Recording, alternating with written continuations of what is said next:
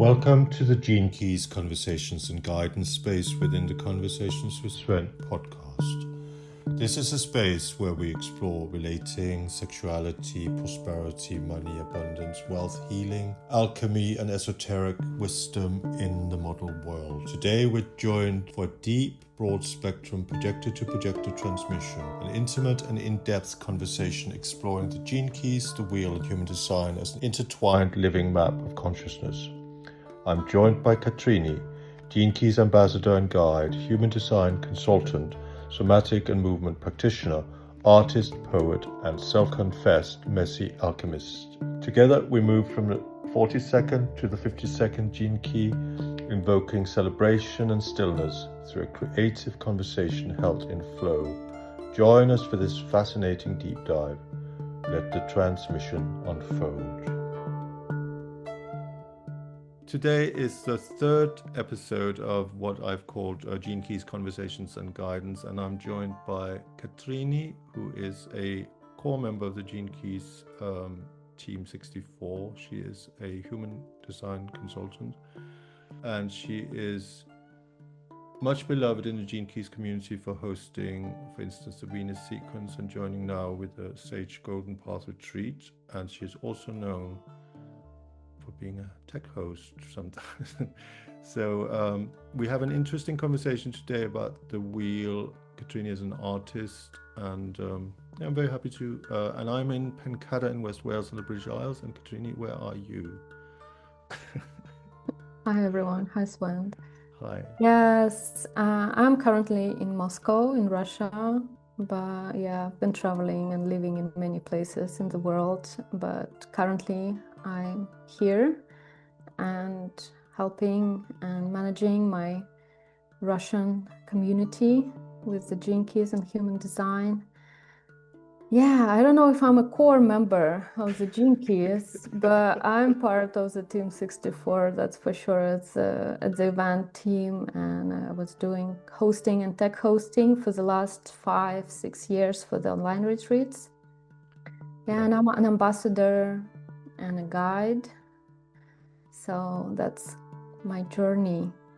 Yeah, we got that more precise now as a teamwork. Yes. So you are also known for designing precise portals, and maybe we can kind of enter into that conversation. And yeah, so let's begin with your own journey. So you mentioned you've lived around the world. So what's your journey, and how did you kind of encounter the Gene Keys, human design, the wheel, and tell us your story. I'll start from the end. So for the last 5-6 years, since 2020, I was diving a lot into the Gene Keys, and as we said, I became part of the team. And so I would say I'm very tight with the Gene Keys transmission, and it's living within my body and within my form, and it's a very special transmission that is alive and potent. And so the journey from now, I would say that, yeah, I'm invested in the Gene Keys, but I was also doing human design a lot, and I'm still doing courses, and I'm still doing different things like sessions and reading, and mostly I'm synthesizing these two transmissions. And yeah, in 2008 there was this ambassador program, and by that time, 2018, and by that time I already did the Golden Path a couple of times, and it was helping me to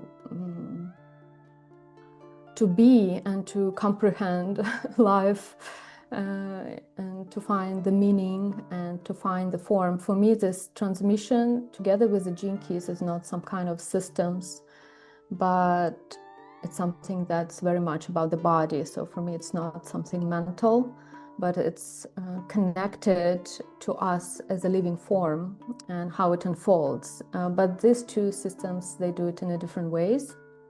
So I hope to talk about it today.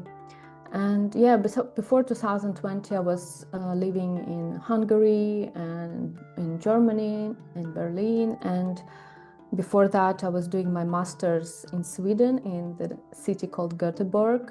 And so I have my master's degree in fine arts, actually, and a couple of bachelor degrees, which I made in Russia, in also art schools and Ministry of Foreign Affairs even, but I left that official path. So from the very early age, maybe from my 20s, I've decided that I want to do any kind of official things from this world, but I want to do art and I want to do somatic practice and I want to do something that's, mastering some kind of system that is practical and universal, and it's not just chit chat, or it's not just serving the initial system in its mundane plane, but yeah, something that has that can connect me to the source, let's say. Yeah. The somatic practice and the movement practice is part of how you integrate these. So should I call it systems, or should I call it? Yeah, they're systems, but also they're transmissions. They're not some kind of unalive mental programs. They are transmissions in the sense that it's a living wisdom and knowledge that at the first place it's something that is external, but at some moment in time it becomes internal. So there is this difference between different systems, but those human design and Gene Keys, they really dived me inside. And the moment initially I've met human design, and it was 2012, 2013, and I really dived into it. And first thing I saw was the body graph and the wheel, and that really, that was a recognition, that was a deep recognition that this is something for me. So I started my journey with human design, but then I've met very, very soon Gene Keys. And Richard at that time, he actually had one of the best books on human design. And I know Richard is going to introduce soon his project, which also synthesizes Gene Keys and human design, or what's called integral design from a different lens. So they're very, both of those transmissions were from the beginning very close to my heart, and then human design kind of initiated me into that path. But then very soon I've met Gene Keys' book. I started to read it. I started to understand what's an art of contemplation, because it's very difficult at the very beginning to understand how and what it is to contemplate. So that really helped me to actually pause and not just take in all the mental stuff from the human design, but Gene Keys slowed me down and dived me into the journey with a profile. Right. And yes, and somatic practice really helped me, because I'm myself very mental, and I myself really love all the intellectual stuff and some things that are inspiring through the details, through um, being really nerdy. I'm a real nerd, so it is going to be complex to put it in a simple way, but I'll try. So yeah, somatic practice, I did practical anatomy and different kind of somatic practice and contact improvisation. So I'm dancing and I'm doing session work through touch, and I work with embryogenesis, so kind of unfold body also as a holistic form, like body mind through touch. So it's not just somewhere there, it's not just guiding people mentally or through the system, but it's also another ways of unfolding this holistic body. But human design Gene Keys, they really navigate us into the form. And that's very important at some point, to start practicing that way. And in 2000, please. They lead to a greater sense of embodiment, isn't it, and grounding in Yeah, the physical body. Mind cannot let go before it understands things. And it's very important to understand certain things, but not in order to, be effective or to awaken or, to enlighten, but actually to let go. So mind finds its solace in understanding through layers and layers and layers until it surrenders to the form, it surrenders to the body, because body is it's a vehicle, it's life. This is what it's all about. It's about our life, and life as a body and us are not separate from life. So they are very complementary, and like body mind, they're not often in a perfect balance. They're not often like each other, because body wants, like, it moves in within its own trajectory, and the mind has all this kind of concepts of what to do and how to survive on this material plane. But yeah, mind, and I think in many other practices as well, at some point it has to acknowledge that it doesn't know anything. It doesn't know what will happen next. It doesn't know, I mean, it knows details about the solution, about this Maya, and it's very important, but it's a tool and it's a witness, it's a personality, and it's not the main thing. So both of these transmissions, they teach that mind or personality, let's say, is secondary, but also it's a mystery. Though I was doing practical anatomy, what I figured out is that no one knows what is a body. No one knows. Right. Until the recent time, doctors didn't know how the female body functions. No. It's crazy. So, no one knows what is a body, but gene keys and human design, what they show, that they show what is a form. That form is a frequency, that form, is the whole. And like we are the whole and whole is us.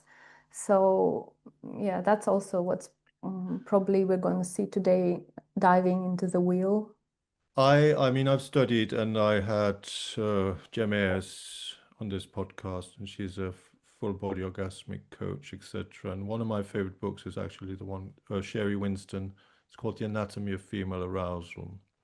And that goes into what you're just saying, that, yeah, basically to understand the mystery of the body kind of needs experience. That was what Tan Meyer was saying. You can have an idea what an orgasm is, but until you had an orgasm, it's not the same. You know what I mean? Yeah, yeah. So, I mean, that's pretty obvious, I hope, but so I don't claim to be an expert of anything. Basically, the only thing that I know for 100% sure is that I don't know anything about anything.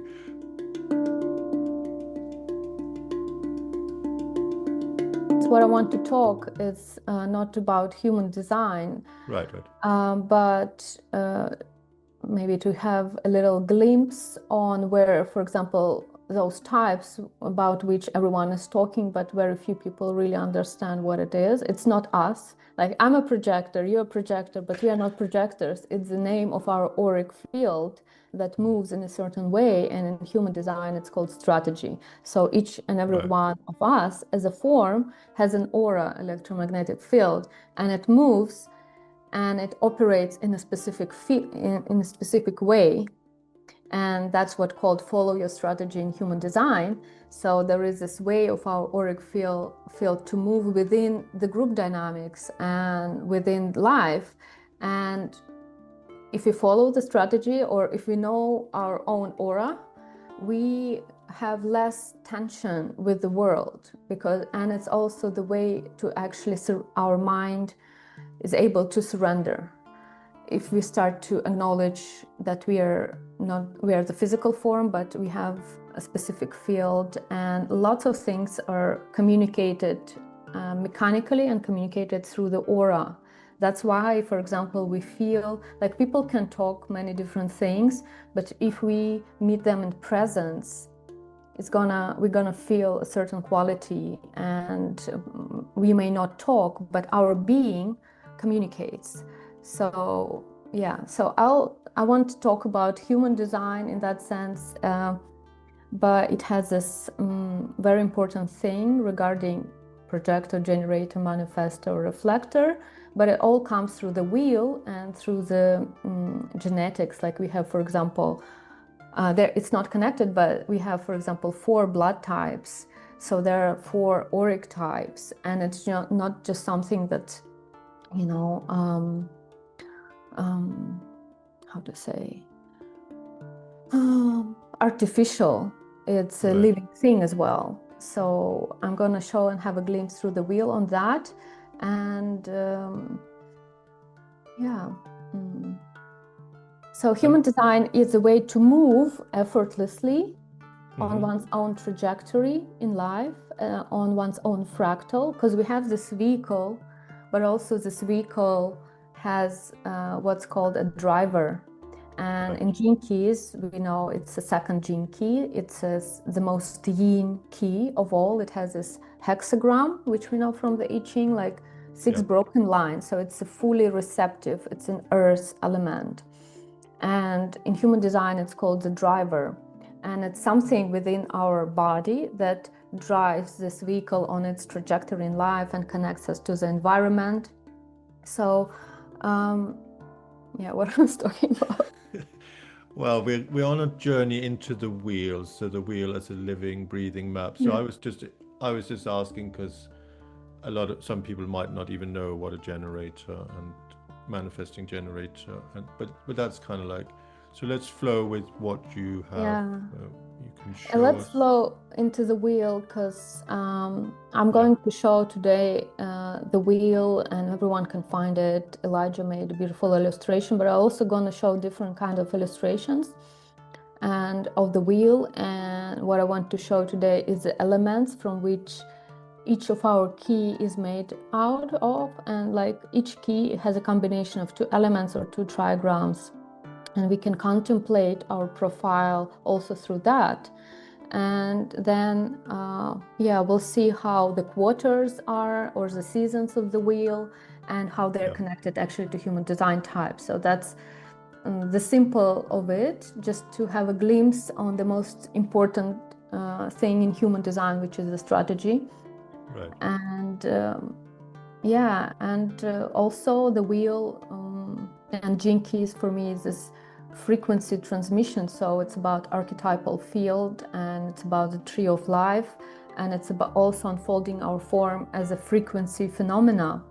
And it's a different path. It's a gentle path of self-illumination, where while we're surrendering to our journey, we not multidimensional being, I wouldn't say that, but we experience our path in different frequency, and through contemplation we can also distinguish and differentiate and dive into that and unfold it as a living body, those frequencies. And then it's a matter of experiential way.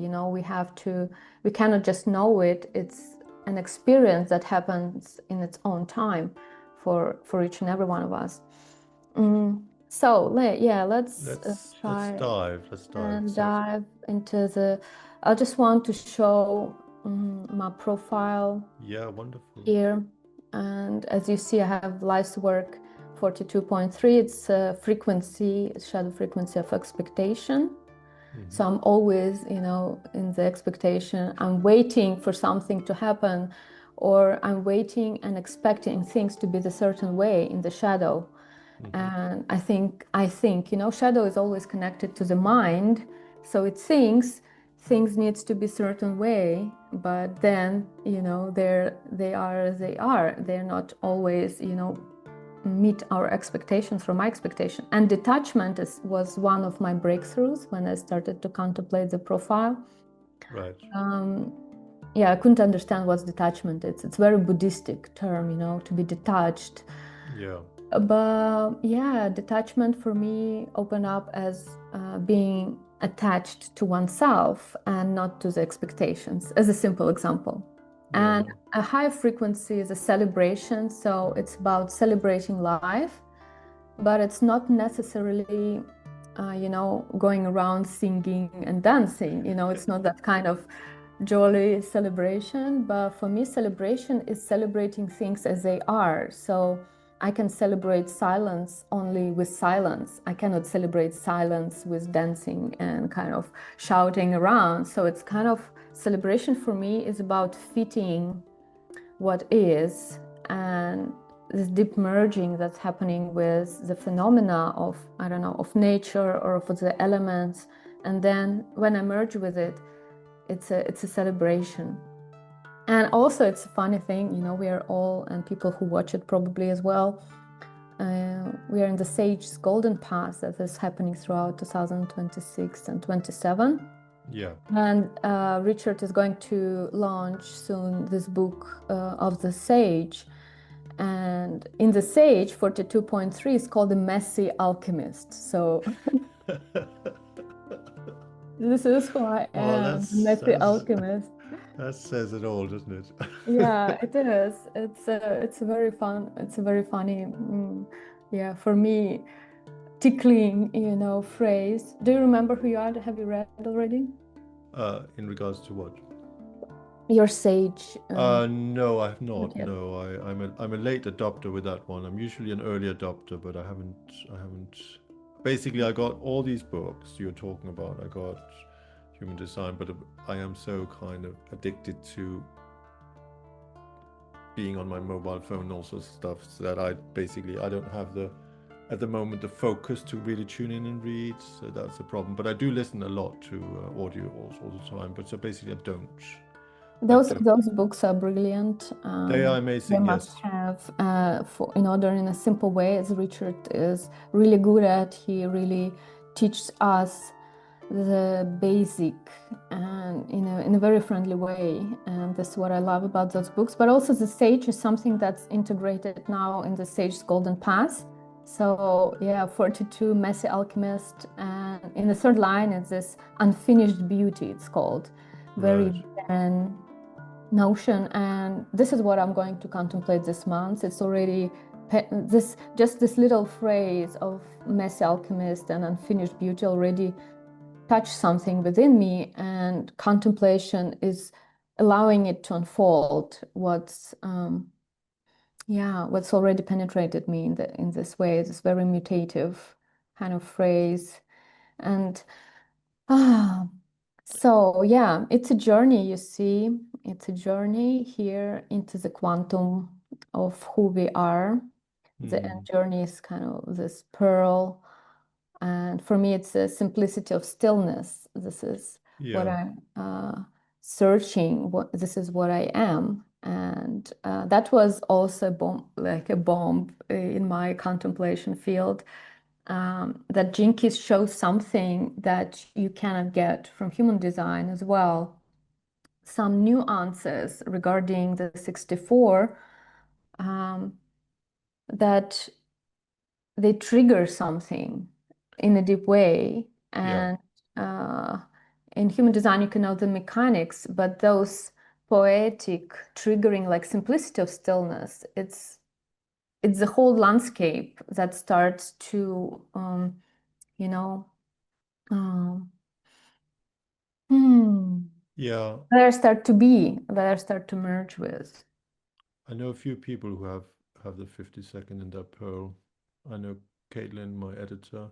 Well, I believe Elon Musk has restraint, I think. But anyway. Oh, hopefully he will find Jinkies to contemplate this one, because he is full in stress. Right, Yeah. this So stress, yeah. Yeah, please. No, I think it's better that I don't say too much, but I'm noticing the 3-5. I also know people who have this. Can you just explain what that would be then, like a 3-5 profile? Oh yeah, it's called changer, and at the third line, 3-5 is it's 3-5 profile, something that comes through human design. In here, we don't contemplate the profiles. We just know this is a programming partners, but on the activation sequence. But if we talk about profile, for example, this is the human design wheel, and this is my body graph. Can you enlarge it like full screen? Is that possible? I'll try. Oh, that's good enough. But now it's, yeah. Right, perfect. Okay. So yeah, you can see that, and you also know that through the activation, that this activation in human design it's called incarnation cross. So it's 42, 32, 61, 62. And it's a 3-5 profile, and it acts as a cross on the wheel. So that's our opposites on the wheel. And those are main activation keys, and those are main thing also in human design. Yeah, profiles, I would describe them as musical. There are different kinds of profiles, personal and transpersonal. So if in short, this third line here in the Sun Earth opposition, 42, 32, it's an attribute, let's say, of my personality, because everything that's black here on this column is what's called personality. It's a conscious part, or this is what I would describe as well as, personality is something who we think we are. Right, right.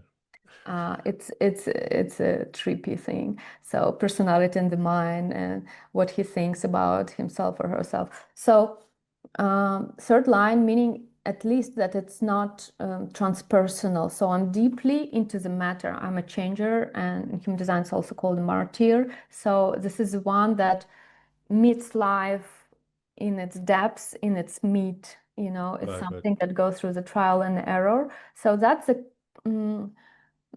something that would describe my mind. It's not transpersonal like yours. You're 5-1, so you immediately connect to the other, while my mind at the third line all the time bumping into things and like working through the things. Yeah, And my unconscious, the opposite is yours. It's transpersonal. So my body is this 5-line body that's transpersonal and knows about the people, and it wants to be around the people, while my mind is kind of busy with its own thing. So in one way of look at the profile through the lines to see whether your mind is transpersonal and whether your body is transpersonal or not. So it's kind of these two different sides, let's say, and that describe our mind and describe our unconscious, our body.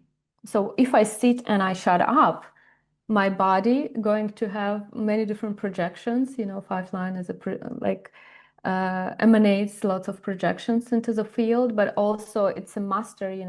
It's a last line in the hexagram, so it has a quintessence of, particularly here, of the 61, 62. So I emanate into the field, into the transpersonal, let's say, some kind of knowledge, because fifth line, they bring the quintessence of the whole process from the first line into the sixth, and, being practical. So my body is really practical, while my mind is a messy alchemist.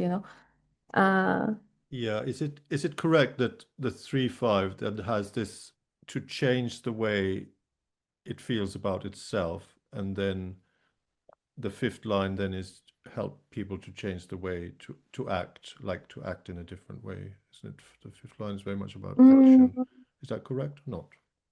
uh, well, yeah. I can't penetrate this question. I wasn't ready to talk about the profiles, but Sorry. um, Yeah, right. um, Well, you we know, go. it, Sorry. I like Right. to talk. I mean, the third line, yes, a changer, and it's about changing how others feel about themselves. That's what we know from the gene keys, because Yeah. they really beautifully unfold those lines. And actually, in the Sage retreat, I'm going to have a movement practice with this evolution and through the lines. So please come. And yeah, third line, because it meets lots of mistakes and it has lots of experiential, experience in certain things through mistakes and through finding things that doesn't work and through kind of changing it and letting go of something that doesn't work and and the fifth line is saying everyone, this doesn't work. Don't Yes. do it. Let's stick with the practical. If this unpractical thing you have to let go. So the third line, my mind finds what doesn't work, and the fifth line expands it into the field. Right. And but what I like here in the activation particularly is that the fifth line is connected to the nervous system and to the voice. Yes. So there is this biofeedback and loop regarding the purpose sphere, when I realize whether I'm embodied or not through my voice. If I hear my voice, I can check with my nervous system, and I realize if I'm tired, if my communication is not clear. And so it's beautiful here in Gene Keys, in the activation. This line is very important in the purpose because it helps you to have biofeedback loop with your unconscious and realize whether you are in the body actually or not. And I have this interesting metaphor for the activation, like this is the mind, and the mind is like a genie, it's a genie that forgot where it's home, where it's lamp. And 61, 62, this pathway of core stability, this unconscious sun earth that we find here. Right. And the body, this is where genie of the mind, of the personality can find where it can find its home, and it can go back to the form, to life. And this is the whole activation path for me. So the personality, the mind, whatever it's busy with, probably most of the time with the shadow of expectation and failure. But at some point, when it gets into the higher frequency of veneration and celebration, there is this breakthrough that happens. Oh, I'm in my aura, radiance is like an aura, and there is this core stability deep into the cells, and something shifts in my nervous system, something shifts in the way I communicate. My genie, my mind is not sticking out. It's, settled within the form. So yeah, profile is important because it gives you the signpost that lead you back into the unconscious, into the body. And the whole trip, whether with human design or Gene Keys, it's about diving into the unconscious and making unconscious conscious. Yeah. And yeah, so this is an embodiment, and the activation is for me is a symbol of embodiment in this very initial stage of allowing the mind to understand what's going on, to find the body, to find the purpose of being the form. So yeah, this is an incarnation cross and profile. You have 5-1. So 5-1, you are very transpersonal. And as a projector, you also really fall out into the other. But your body is rooted within your bone system, within your muscle and bone system. And it's very introverted in a way, your body. And it gives the effect of stabilization. Like my fifth line, it's here to communicate stuff. It's here to be transpersonal, but your body need to be a loner in order to come out as a transpersonal 5 to guide and fix and, to actually communicate into the world something that's been investigated within within your form, deep into your form as a fifth line, as a first line. So your purpose is to find your bones and muscles. That's what I would say. And the moment you find them and you settle in there, your personality is more free to see and witness and communicate with the right people at the right time.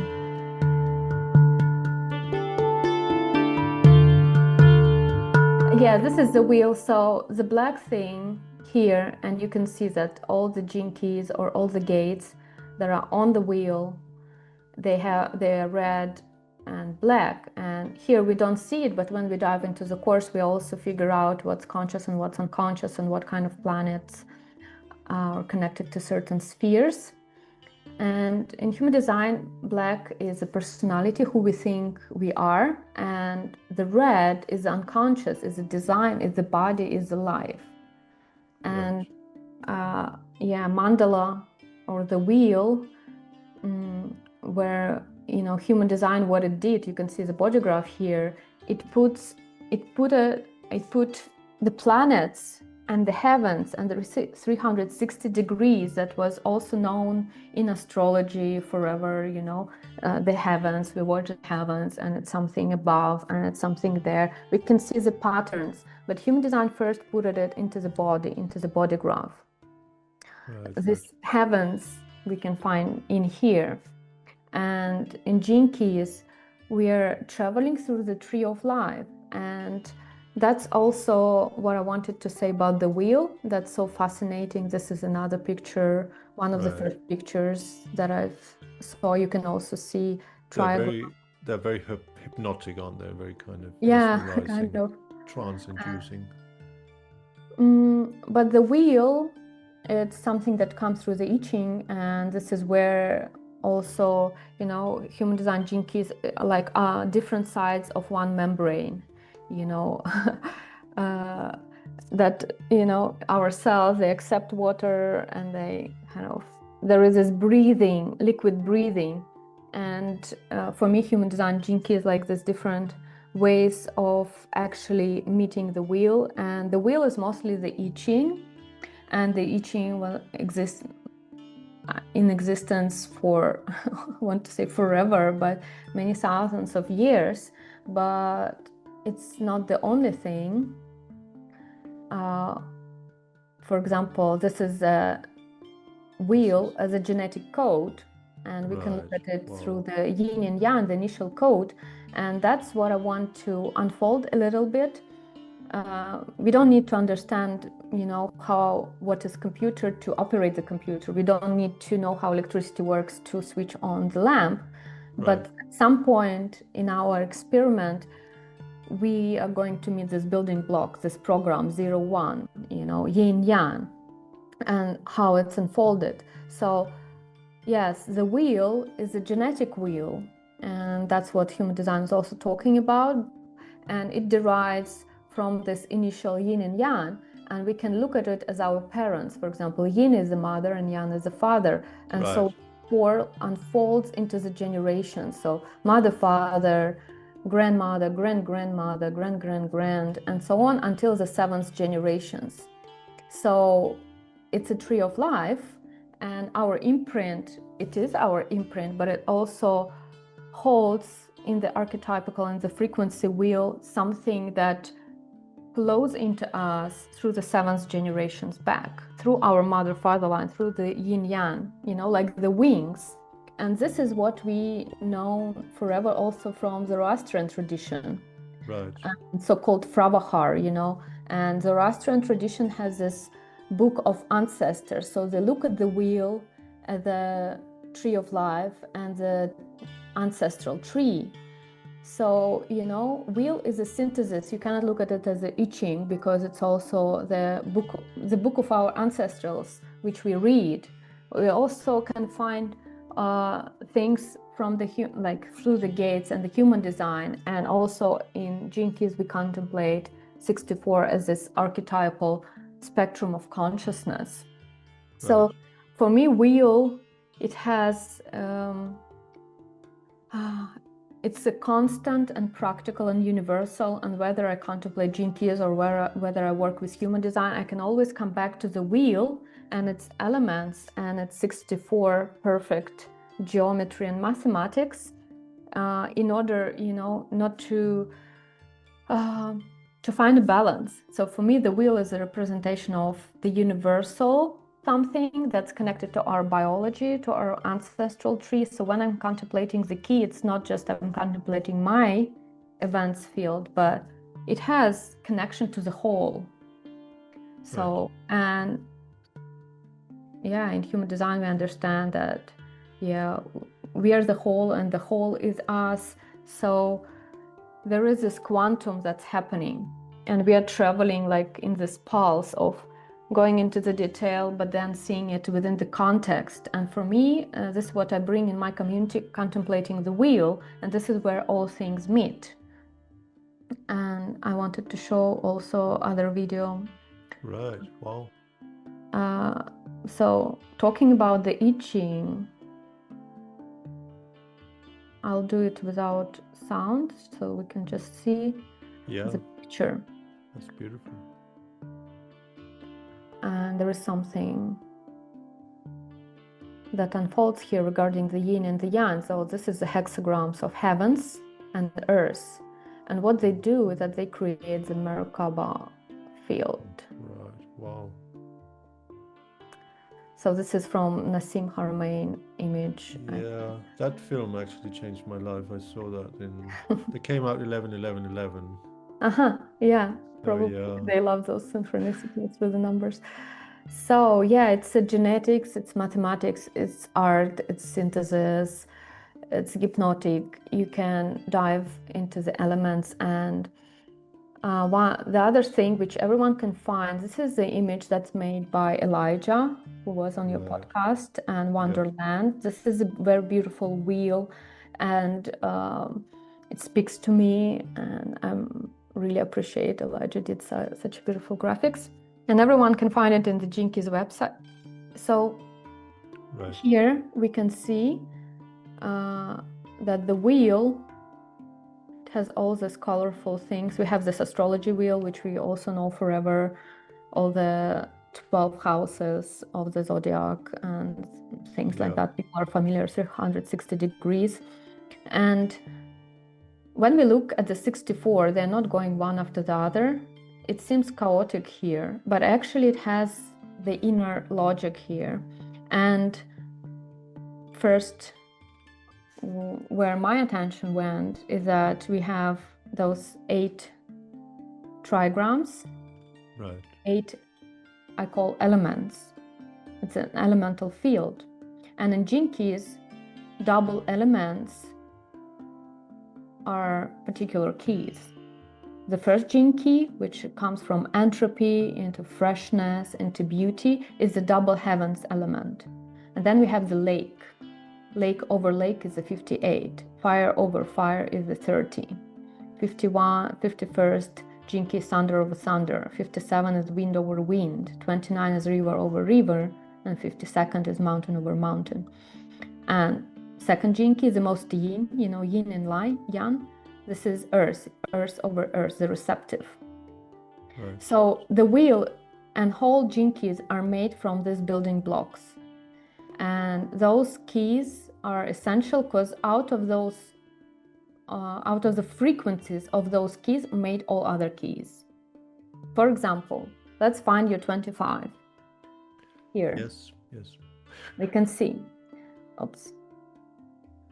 Try to do it. Is it's mesmerizingly beautiful, isn't it? Oh. Yeah. Is that the Matrix It's interfering? a glitch.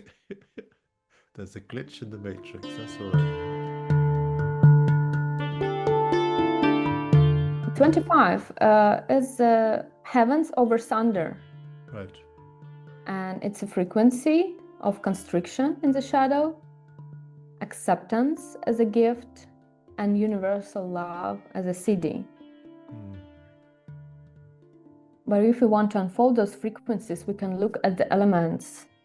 And the elements are heavens over thunder, which means that the frequency of the 25th Jin key is made out of the frequency of the 1st and the 51st. So, Right. Wow. And we can find it here, the 1st and 51 here, thunder over thunder. So, So all the 64 are made out of this 8, and the frequency of the 25 constriction, what it is, the inner quality of constriction is agitation. So all trigrams that are inner, I would refer to the inner state. So when 25 is constricted, there is this inner agitation. And this inner agitation of the 51st frequency, it unfolds as an entropy of the first. Right. So the moment you agitate it and constrict it, you unfold out as a behavior, as your own behavior with the world, the entropy field. Yeah. And the moment you see, so Jin keys are important as a spectrum of consciousness because you can name things. Yes. In this illusion, Maya, if we name things, we can control them, let's say. The moment we can name the phenomena, we can navigate through the phenomena. The moment we name our state, let's say that constriction is a certain state. It's very physical, constricted, being constricted. Yeah. Very physical. The moment we can name, oh, I'm constricted, I can remember, yes, there is acceptance and there is this universal love that's part of the same journey of unfolding. Yeah. But also sometimes for me it's helpful to look at the elements. So, inside I'm agitated. Yes, yes. And then my agitation can move into initiative. So what wants to actually be born? There is something wants to be born as an initiative from within. This is a gift frequency of the first 51st. Yeah. I'm agitated because there is something want to go out as an initiative. And then when it goes out, it becomes something fresh, the first jinki. It's a freshness of initiative. Right. So acceptance is a fresh initiative. It sounds very paradoxical that in order for me to accept, which is very yin quality, it seems, actually it's a very yang quality of freshness of initiative. It's a very yang key, though in the gift frequency of acceptance it sounds, I need to surrender, I need to accept. No, it's actually there needs some action to go in a certain direction in a moment right now. So acceptance in a way, it's an action, but it only can happen only if I allow and see and name my unconscious shadows that are there. For that, mind need to actually acknowledge the body. I'm constricted, because mind can, you can go around without noticing that you're actually constricted and you're in the shadow. There are just agitated movements and some things get crushed, or like there is a shock. So I'm constricted because of some kind of shock that I've met. And it's like, okay, I allow it and I can move with I can allow the entropy, I can allow the agitation. And the moment I allow it, and allowing is not a mental thing. Allowing is like, I'm not trying to heal it, my shadow. I don't try to do anything with it. I allow it to be as it is. And the moment I allow it, it can actually show itself and it can show its own borders. And the moment I can see the whole, there is this beautiful moment of acceptance of that. So it's about accepting. Acceptance is not happening first. I have acceptance happening after I've allowed something. And then universal love is this beauty of awakening. You're awakened as beauty. Mm-hmm. So there's many ways to contemplate it, and I did movement practice with the whole of the 64 transits, couple of years. So I was doing it not through the words, but usually what I do in my practice, I attune with the elements.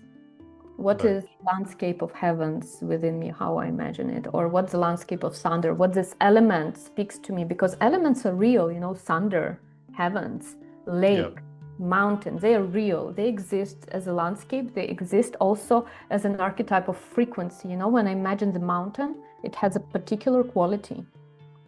Thunder has a particular quality. So when I attune with the elements, there is this, I can attune with the nature, let's say, and we are all made out of elements. We know that through the Buddhistic practice of the 5 elements, that all the illusion, it arises from the 5 elements and it comes back to the 5 elements. So it's all made out of elements. Mm-hmm. And we also can see different beautiful things, like the 25 is very connected to the 34 because it's also thunder in heaven. It's the opposite. Right. So forcing, the moment I force things, the frequency of the 34, there is constriction. When I force things, there is constriction in space or within me. And the moment I accept things, there is this strength that appear as a gift frequency of the 34. And the universal love is majestic, the frequency of the 34. Wow. So there's all kinds of interconnection, not only programming partners, 25, 46, but also through the elements. And this wheel perfectly shows it, because when we look at the human design, we just see hexagrams. We don't see the elemental field because it's just black and white. Right. Okay, here we can see through the trigrams that there are these colors, but you need to have a specific image in order to connect. So when I look at this, it's very obvious. In human design wheel, it's not very obvious, just this black and white I Ching. You need to really be nerdy to go into the I Ching and stuff. But here, it's just available. So I invited many people to draw it themselves. Right. And to draw the elements, to see, to unfold for yourself the sequence, to understand what your key is made out of, and to have all kinds of contemplative interconnections. You can have the whole golden path being drawn in the wheel. Right, right. Mm. Wow, amazing. I'm struck for words. I can't really, it's quite, so, yeah, so well, I have the 2551, haven't I? Is it one of my, Yeah. it's one of my In, channels. mm. Have you got my chart there as well by any chance? Or? Yeah, I'll have to search it, but That's all right. yeah, you That's have it it's here. Like if I show it on my body graph, you have it here, self-obsession. 2551. Right, right. This channel of ego, heart center be connected to the G center. Right. That's also another level of contemplation. If you're familiar with gene keys, but you want to go to realize where it's in your body graph, you can easily find it and realize, okay, 51, it's a very strong ego, you know. It's also within Aries. Both 25 and 51 has this Aries energy, thunder, Right, Aries, right, right. initiative, first house. And 51 is a pure ego. It's what describes ego. It's what describes heart. And 25 is the direction, but because it's connected to the G center, but it's also part of the called cross of the vessel of love, 10, 15, 25, 46. That's about, you know, universal love. 10 is about love of oneself and the behavior in the world and the being. 46 is love of the body. It's a very somatic key. And 15 is the aura, the fluorescence, the magnetism of the aura, and the love of humanity. So this is where actually I want to go next, to see the wheel. How I also started to contemplate it in a while. Um, yeah, many years ago. So what I saw after playing with all these combinations of different elements, what we can see in the wheel, that it has seasons. Yes, yes. The seasons and the cycles and Yeah, this is what I call the inner wheel or the somatic wheel, because the moment the sun, our sun is now in the 61st jinki, so the sun position regarding the heavens, regarding the hexagram where it is, is in 61st jinki now. that's what's called a transit, is it? Yeah, it's a transit, solar transit, sun transits through the lines, through the 6 lines, and through the key in 6 days. So it stays in each of the 64 for 6 days, around less than a week. So, and sun moves, so each transit is around 6 days. And we think that it's a 61. So it's kind of a program around in the collective. It activates the program of psychosis or inspiration, mental pressure, sanctity, the frequency of the 61. But there are 8 keys and they all have different frequency. But if we, let's say, slow down or pause, or we contemplate the season through 8 transit weeks, it's all going to be about the lake. Right. About the 58. So the inner quality of all those 8 transit weeks are about inner frustration or inner vitality and bliss. So this season actually is about collecting and finding one's bliss through allowing different kinds of frustration. And 58 is this, you know, in human design, for example, it's in the root here. So it's very adrenalized pressure to perfect things, or, you know, I'm being frustrated with something, I need to do something with it. So there is this pressure Re and Remind me what the 58th now is, Katreni. Is that the shadow frustration, frustration?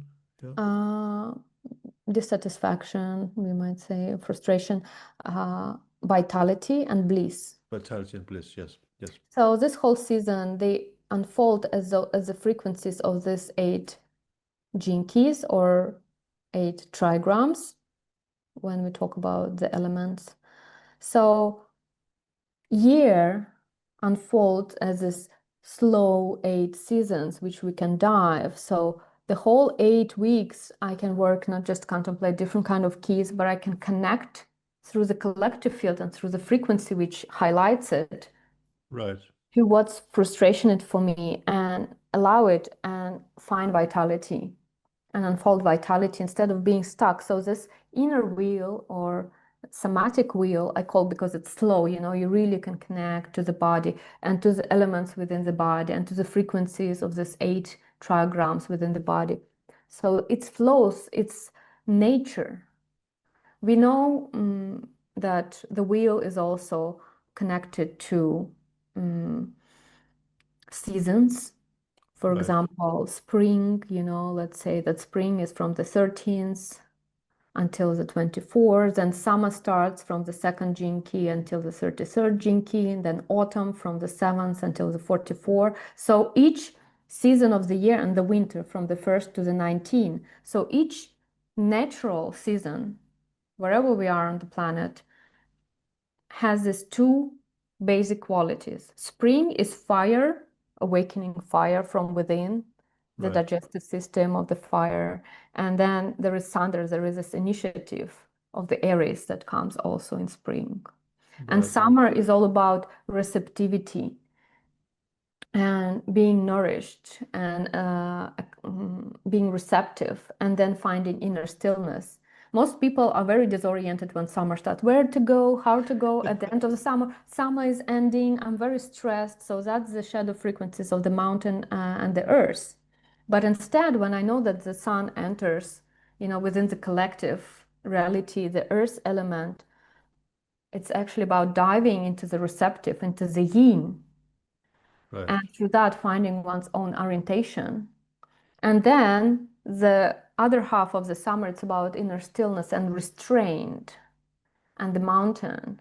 So the moment I'm still, uh, I let go of the stress. So this is what summer for. We can recognize what each season is for. And we find our navigation through that, also through the wheel and the elements. Some nuances to the seasons. Mm-hmm. Mm, It's about alignment, is it? Being aligned with the energies. yes, and mindful, but it's also collective will. We all have our own individual will, let's say, Right. depending on where we have our houses, because not everyone has first house in the Aries and so on. But within the collective, within this matrix of the seasons, spring, autumn, summer, winter, it's about being coherent, or how you call it. Um, Cognizant. Oh, yeah, synchronized with what's going on, synchronous. Yeah. being adequate regarding the season. Uh, Mm. so our body knows the season. It prepares for the winter, it prepares Definitely. to Yeah. the autumn. So there is this ancient also uh, Celtic traditions, or everywhere we have different traditions that really attune us through certain celebrations, like Mm.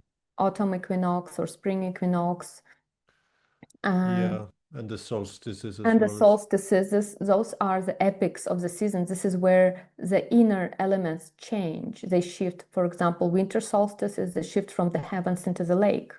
Right. Autumn equinox is shift from the river into the wind.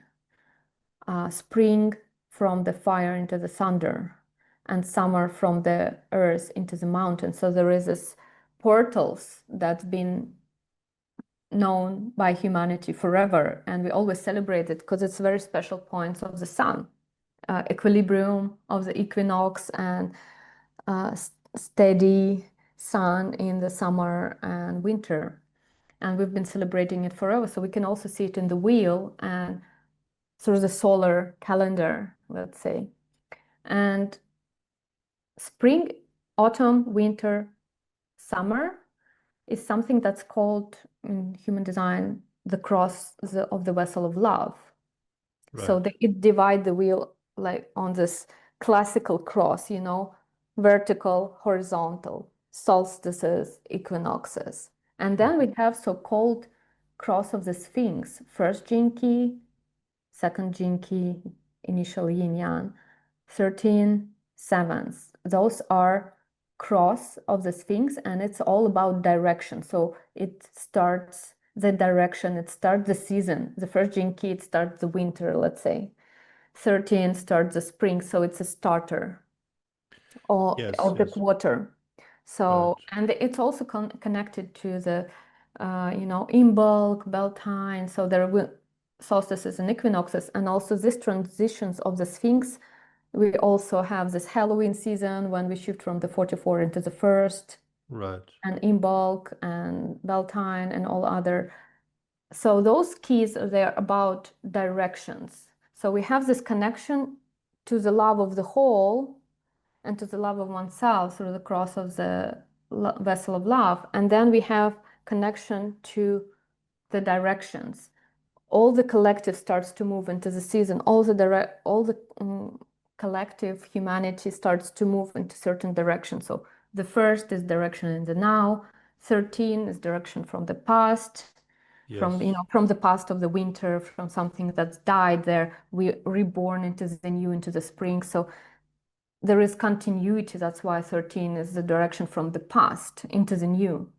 Right. And second gene key starts the summer, and it's about the driver and the magnetic monopole. It's the pure yin. It's diving into the form and finding this receptivity of the form and surrendering to the form. And seventh is direction to the future. It's the beginning of autumn time. And yeah, so this is how we move. There are directions and there are points where we connect to the whole through the sun, where we realize we are it and it is us. Right. Um, yeah, so this is in short, but I want to show something. So the trigrams, and by the way, here is when I contemplate my profile. Right. Wow. I put the elements on it. So 42 is wind over thunder, thunder over wind. The 32, 61 is wind over lake, 62 thunder over mountain. So each key I've put it as, you can draw it as well on the It's paper. very, very beautiful, isn't it? Yeah, 50 seconds, like mountain over mountain, to see it visually, to see the elements, to see how many you have, and maybe some elements are missing in a way. And also I even put the pathways into the elements. Mm. What is the 60th? What are the elements in the 60th though? In the 60 is SQ, river over lake. river over lake, right? Yeah, very paradoxical That's a lot of water element. there. Yeah, a lot of water. It's very, yeah, oppressing in that sense. Well, And the river flows into the sea, doesn't it? Or the lake. Or yeah, until the vessel cracks, 60 is called the cracking of the vessel. right, right, yeah. Oh, it flows and flows until it cracks. And also, this is another representation of the wheel, which I draw like this. I like octagons, so I've put octagon shape within the circle because octagon is like this eight season, also wind and river and mountain, earth and thunder. And there is this, what I want to show is this beautiful synchronicity. Like I've took for contemplation fire and river, and I started to see where I have fire as an upper element. So it's 21, here. So if you draw and you can see where you have fire element, you're gonna have 1, 2, 3, 4, 5, 6, 7, 8 keys that have an upper element as fire. Same with the water, with the river. Third, 8, 39, 29, 48, 5, 60, 63. It's all those hexagrams, those keys have an upper element of the river. And so are other keys. So in each season you have upper keys, river and fire in the 38 and the 60. And so is in every season, two of them going to be, because there is a certain sequence of those elements. And as a lower triagram, you also have 1, 2, 3, 4, 5, 6, 7, 8, and including the seasons. So it's just a perfection of those elements.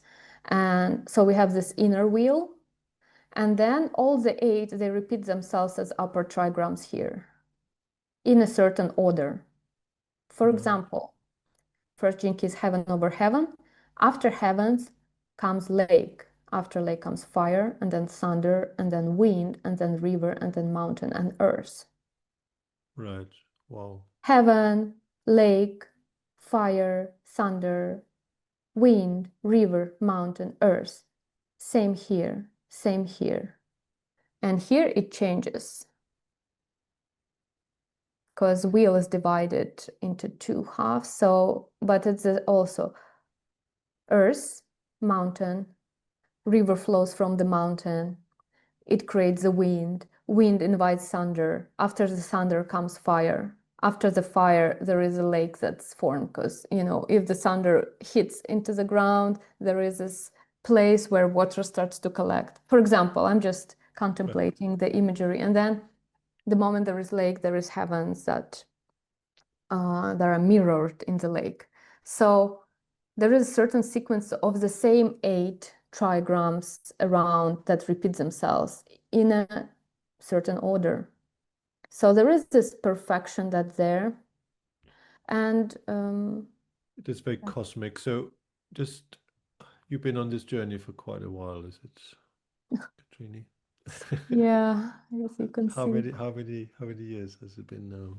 I mean, in the whole gene keys and human design, in 2027, I'm going to finish my second 7-year cycle. Right, right. So it's going to be 14 years. Did you have a time when you kind of felt like it was just cracking open because the cracking of the vessel? Because I'm looking at this and it's Yeah. mesmerizing, but I will be honest, I don't really. Okay. I'm just thinking, Yeah, it's wow. experiential. You have to draw it and to understand yourself for yourself this logic. Yeah, I think that maybe that drawing is quite something about the embodiment of it. It is incredibly poetic and very kind of Yeah, elemental, I feel, and it's definitely this. I'm just wondering, does it suddenly like open up one day, like, the breakthrough? yes. It's just you start with your profile and that's it. And you find it in the wheel and you find the perfection of it through time. And you have your own inner meaning with that if you want to dive into these blocks of reality. So, Definitely. uh, Well, it's good to have a guide. It's good to have somebody like you who can guide us through it because it, yeah, it I have is different it is programs. both it appears quite complex, doesn't it? It is It is and it is not. It's always there, if you print the wheel and you hang out on the wall, each time you contemplate certain key or it's a transit of the key, you can dive into it and you can see it within the context. Because the moment you spend years of reading gene keys, of traveling with the activation and golden path sequence, at some moment mind wants more of, you know, it introspective. The moment you dive into the key contemplation, it goes, into the details, into the events of it. So I like to hang out things on the wall. So visually, we are visual beings, our neocortex works visually. So when we see, we understand. yes, yes, yes. So yeah, Seeing is believing, they say. or not. Well, Elijah, for like leading on from I renamed that to entering the fractal doors of perception, the art of contemplation. But so we got the Gene Keys approach, which is gentleness, inquiry, contemplation, inquiry, gentleness, and patience. Patience. Yeah. We I had definitely lots of patience with that one. we definitely need patience here, isn't it? And when you talk about the 40-second, the shadow of expectation, is like if you expect this just to be like, yeah, you buy the book and that's it, then you're kind of like in for a. It takes focus. It takes that gentleness and patience and the allowing, accepting, and embracing. But yeah, it's Yeah. Yes, someone who has mathematical mind can grab it in a second. Someone who has an abstract mind will take time to feel into it. But it's all there and it's all pretty simple because the building blocks are simple. It's the yin yang and it's the 8 trigrams and that's it. And right, right, right. so I wanted to show something very important where I'm actually leading to regarding also the types and the elements. When we look at the body graph, we can also see something very interesting. For example, the whole solar plexus is made out of the fire element. Right. So Wow. all of those keys, they go one after the other in the transit field. Right. Wow. So solar plexus can be described through the 30 gene keys: fire over fire, lightness, desire, and rapture frequency. Wow. Yep. Okay, so the fire, you can see 36, 22, 37, 49, 55, 30. And let's look into the wheel. Here they all are, one after the other. This is the season of the solar plexus. Okay, and we have Right. one trickster here, 6 gene key, which is the I river, I've the got end that. of the river here. I've got that one in my Pearl It's a six master key of the solar plexus. 6 5. So yeah, and splenic system, you can see it's all about the wind. So the whole immune and lymphatic system can be described by the 57, wind over wind: unease, intuition, clarity. Hmm.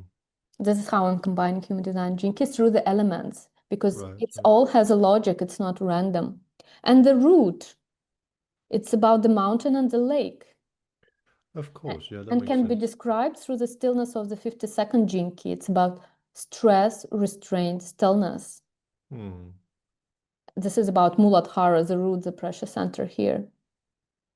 And very paradoxical sacral center, which is all generators, they have it defined. It's a sacral force. It's about responding. It's about also recepting, not initiating life. And here we see lots of yan heavens: 34, 5, 14. It's all heavens, and 9. And then thunder, initiative. So it's very paradoxical, but all in all, sacral center can be described through the 29, river over river, because it's double element, and double elements always describe centers. Fire describes solar plexus, 57 describes the splenic, lake and mountain describes the root, and the sacral, though it has thunder and heavens, very young energies, very young, very active. Hmm. It's not yin, though it's a sacral, and in human design, generator is perceived as this very yin force Hmm. Mhm. that takes, life and responds to it, and Generating life. yeah, generating life. And all in all, generating life is about being committed and Yes. not hesitant regarding your sacral response. It can Right. be described through the 29. It's about going in cycles. 29 is a cyclical key. It goes in cycles of entering certain experience through commitment and devotion rather than hesitation, because otherwise it becomes dangerous. You're responded, so then you need, as a generator, to be completely into the experience. Yeah. If So you're hesitant yeah, and you don't make decisions through your responding, it's like being in the middle of the river. It's dangerous. You can, being bound by the stone, and yeah. you can crack your leg somewhere. So you have to decide, no, I'm staying on the bench, on the bank of the river, or I'm entering the river and then into the depths of life, into the depths of cycle, with a devotion to what I've responded to, 100% yes or 100% no. This is what describes sacral center and the generator journey. Right, but that's It's that's a that's a very fascinating one because that's in the shadow of that is half-heartedness, and there is this yes. example by Richard Rudd, isn't where he says that actually if you're 99% committed, it's it's almost the same as not being commit. Mhm, You have mhm. like you have to have 100% commitment. Yeah, and it comes through the body, it comes through responding. It can go from the head, because our head, now ajna, it's always in the duality of yes and no. It can Right. be yes, it can be no, la la la la la. But the sacral, it's like a river. It's 100% yes or it's 100% no. And if you don't know, if there is no responding, that means no, Yes, yes. because yes is clear. So Either it's yeah, yeah. no is not always clear, but yes is clear. And when we are not stuck in the mind.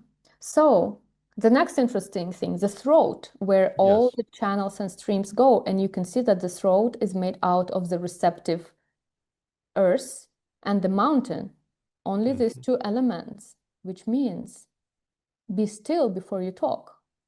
mountain, 52nd gene key here. It's connected very much to the root, okay? Right, right. So, because mountains are in the root, and here. And throat is about being receptive. It's not about talking all the time. It's about knowing the timing when to talk and when to be silent. Yeah.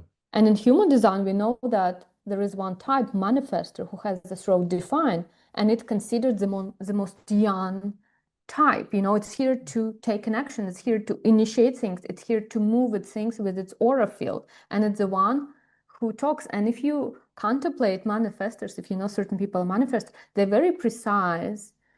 Usually, even unconsciously, even if they don't human design. In my experience, I see manifestor as very precise on when they talk and when they act and when they withdraw. They have very clear borders.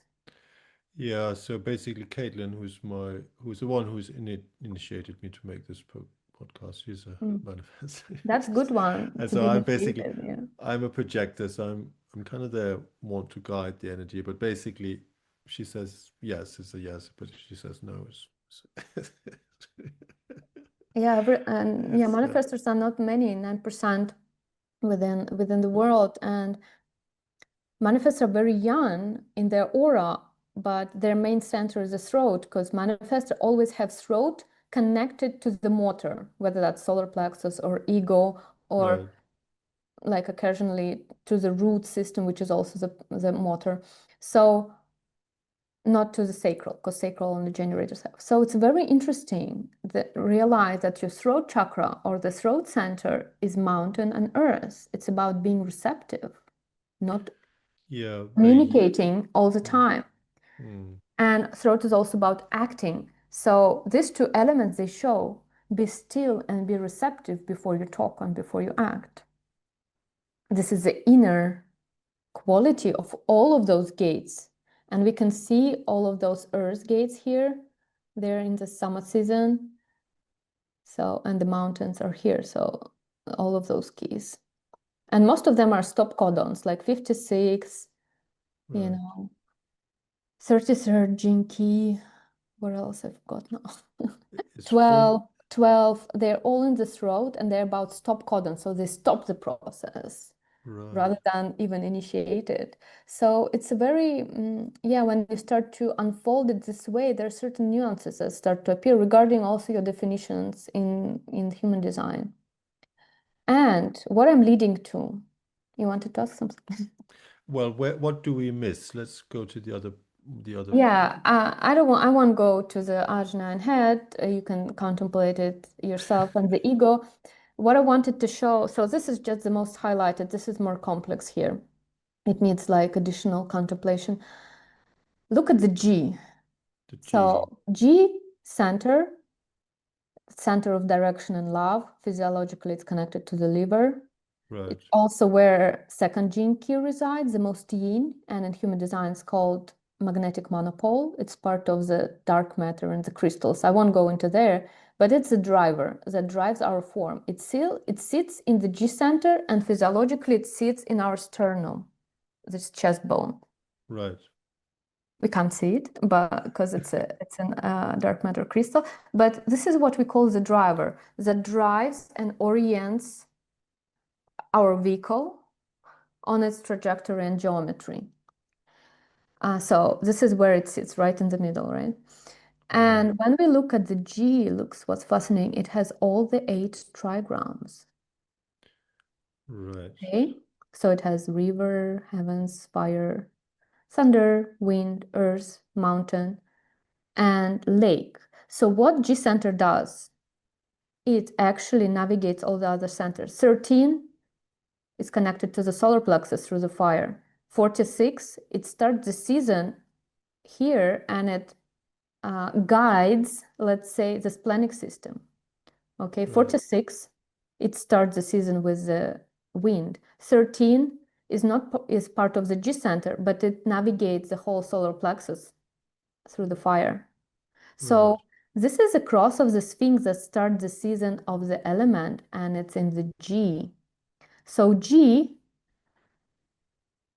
it, it's like a spider with the cross of the Sphinx, 7, 13. second gene key, and first gene key. You know, it's like a trident here. If we put a line from the second to the first into the 7th, 13, it's like a trident. And it guides, let's say, in a very raw way, I would say it, the solar plexus, the splenic system, the root. It's also what's here is as a cross of the Sphinx, which brings collective direction to the whole. Right. So G center with the cross of the Sphinx, this is the quantum, this is within us, and this is without us. So G center shows us, I mean, it navigates us and is the center of direction and identity. But also, if you look at the wheel, the G center and the magnetic monopole is very much what describes the wheel and the seasons and the whole holiday. So it's within us, but also it's a collective journey. It's a Tao. It's a nature. It's the whole. Could you explain that, Katreni? Like, so having a defined and undefined, can you explain? Yeah, it's very interesting. Like undefined, you don't have consistent identity. Is that projector thing? Is it? Or... No, everyone who has the center, let's say, open, not defined through any channel, means you have an open G center. When your mind gets stuck, you're always thinking of direction and love, and that not frustrates, but that changes your frequency because you are within the mind mental loops of direction and love. And people who have it open, it need to release those questions of direction, love. You won't find it through the mind. You'll find it through the form. And also what you have to accept is that you don't have consistent identity. And if you try to push your identity, I'm a teacher, I'm a guru, I'm whatever, I'm mother, I'm daughter, you know, this consistent identity, you also, I won't say harm, but there is this distortion in the frequency because it's supposed to be open. You are here to see identities of others. Right, right. And those who have it defined, they just have a very consistent identity and you can see it. And they don't think about it. They just have. They don't have any problems with that. So it's about consistency and not consistency of identity.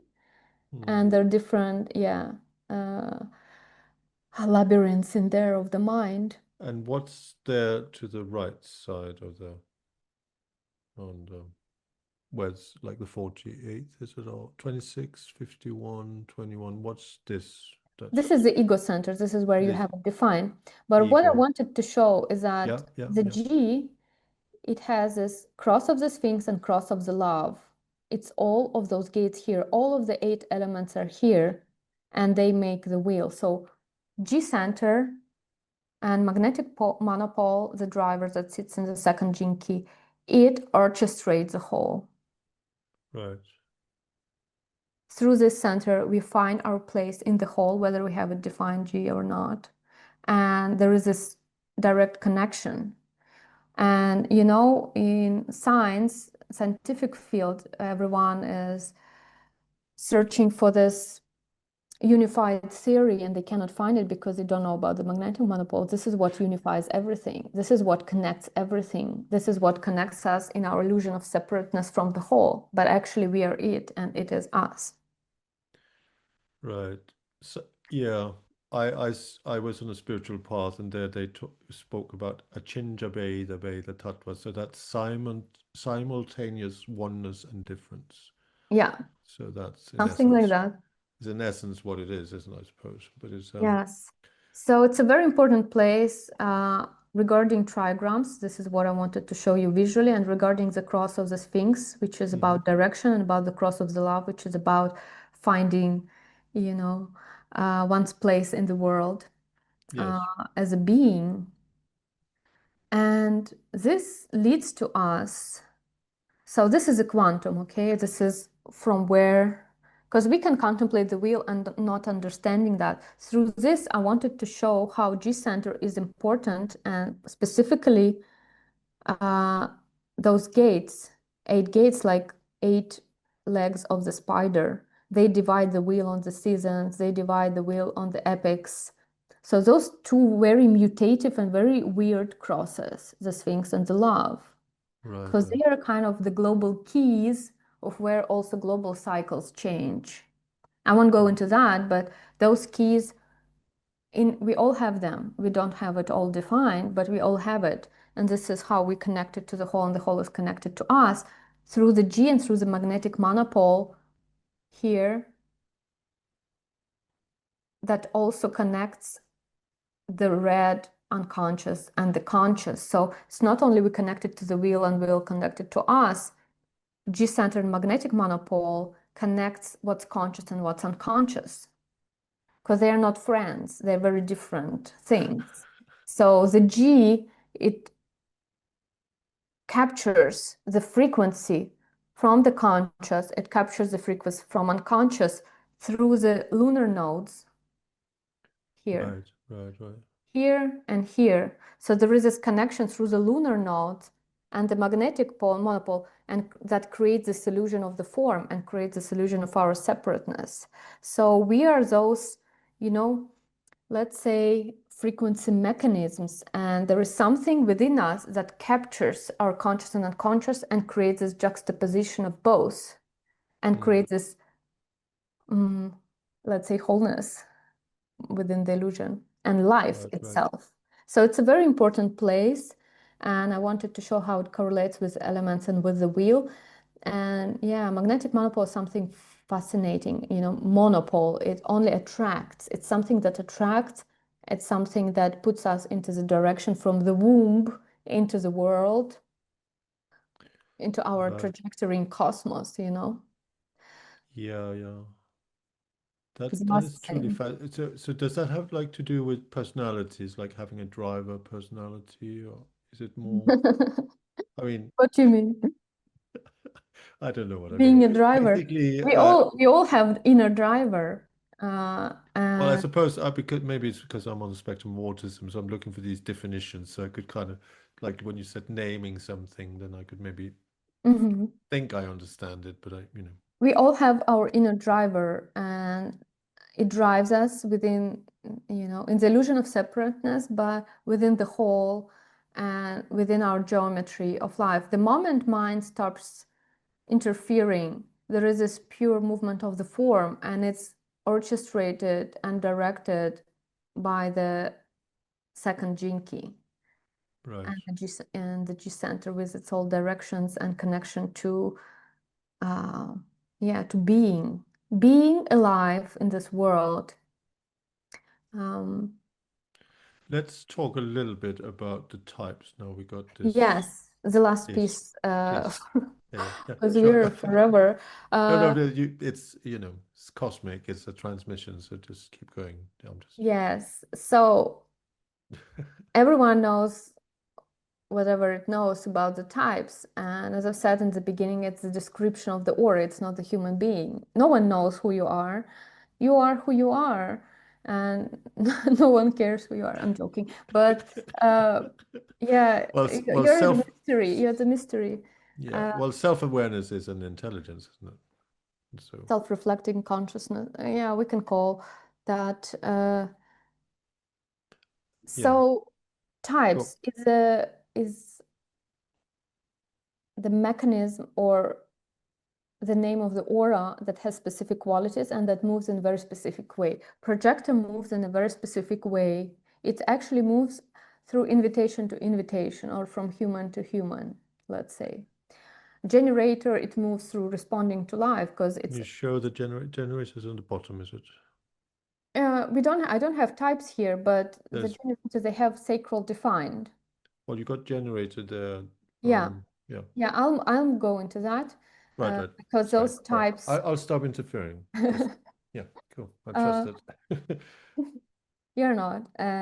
So yeah, generator has specific aura. That's what I'm describing through the human design field. It's very receptive. It's so-called open aura, and life easily penetrates it. And so when life provides, generator response because its aura is enveloping and open.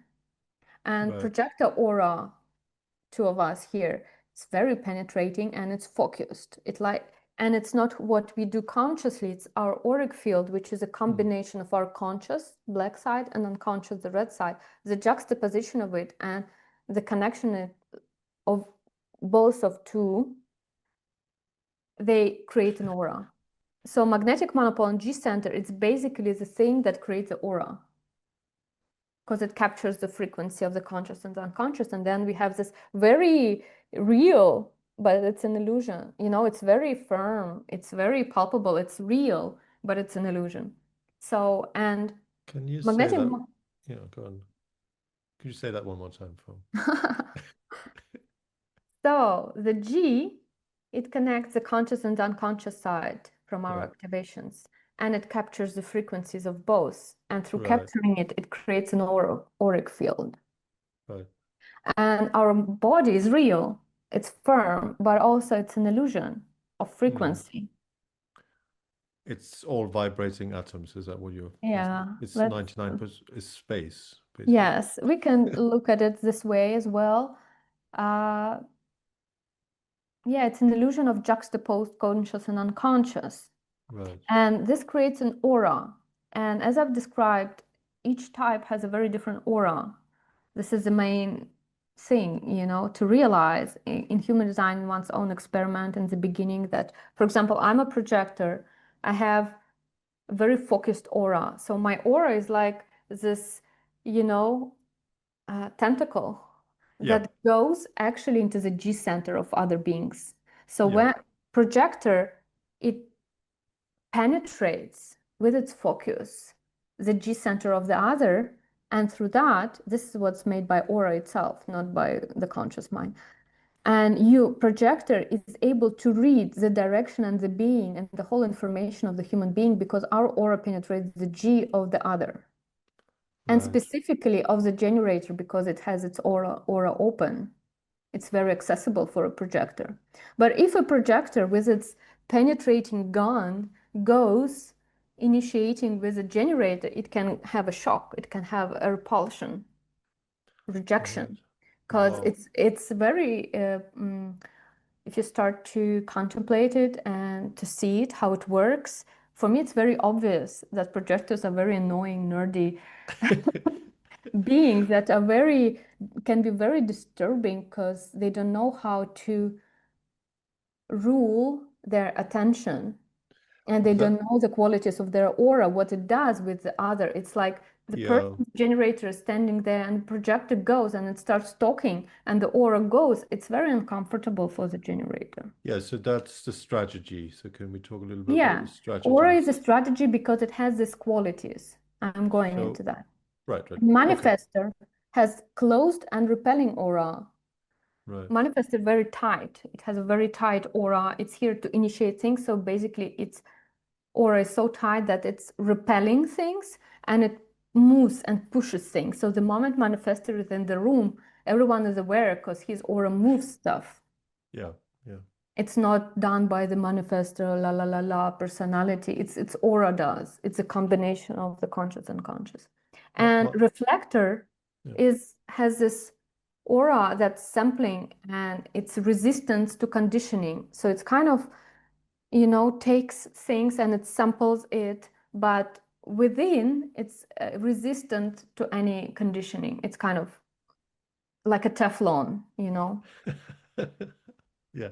So where Yeah. I'm leading, so we have aura, and we can describe aura through the wheel. And where I'm leading, which can be very interesting in how to synthesize gene keys, human design, and the wheel, and what we all know but don't know about the auras and the types, is to look at the quarters, which are, as we know now, are made by the G center and magnetic monopole, the whole wheel.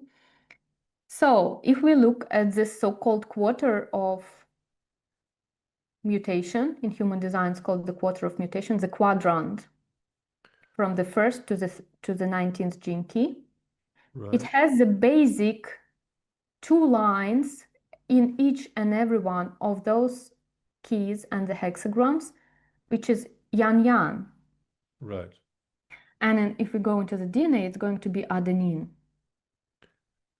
Adenine, yeah. You know, we have adenine, cytosine, if I pronounce it correctly, uracil, and guanine.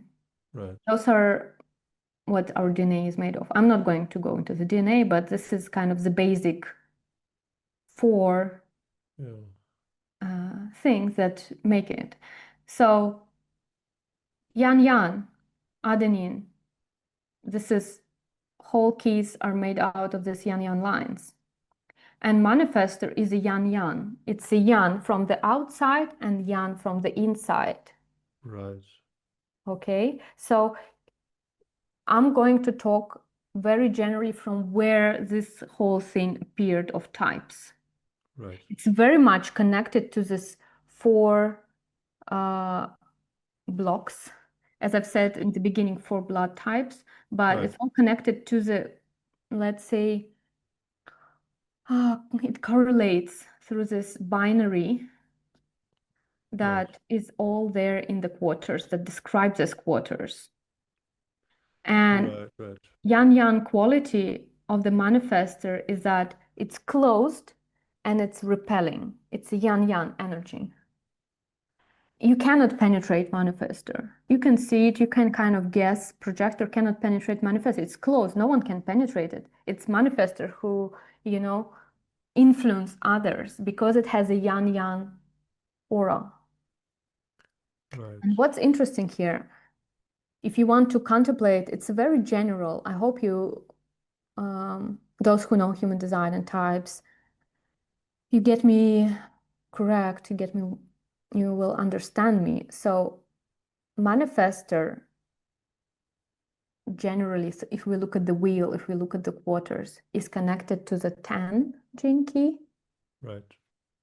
I've misspelled it. So 10 is from the vessel, and it's connected to the first gene key from the Sphinx cross. So if we want to understand this yan energy and the quality of the aura, it's all about first and tens. You know, manifestor has this connection to certain behavior and love of the self, and it's very young, like the first hexagram, it's very young. Right. So it's a very,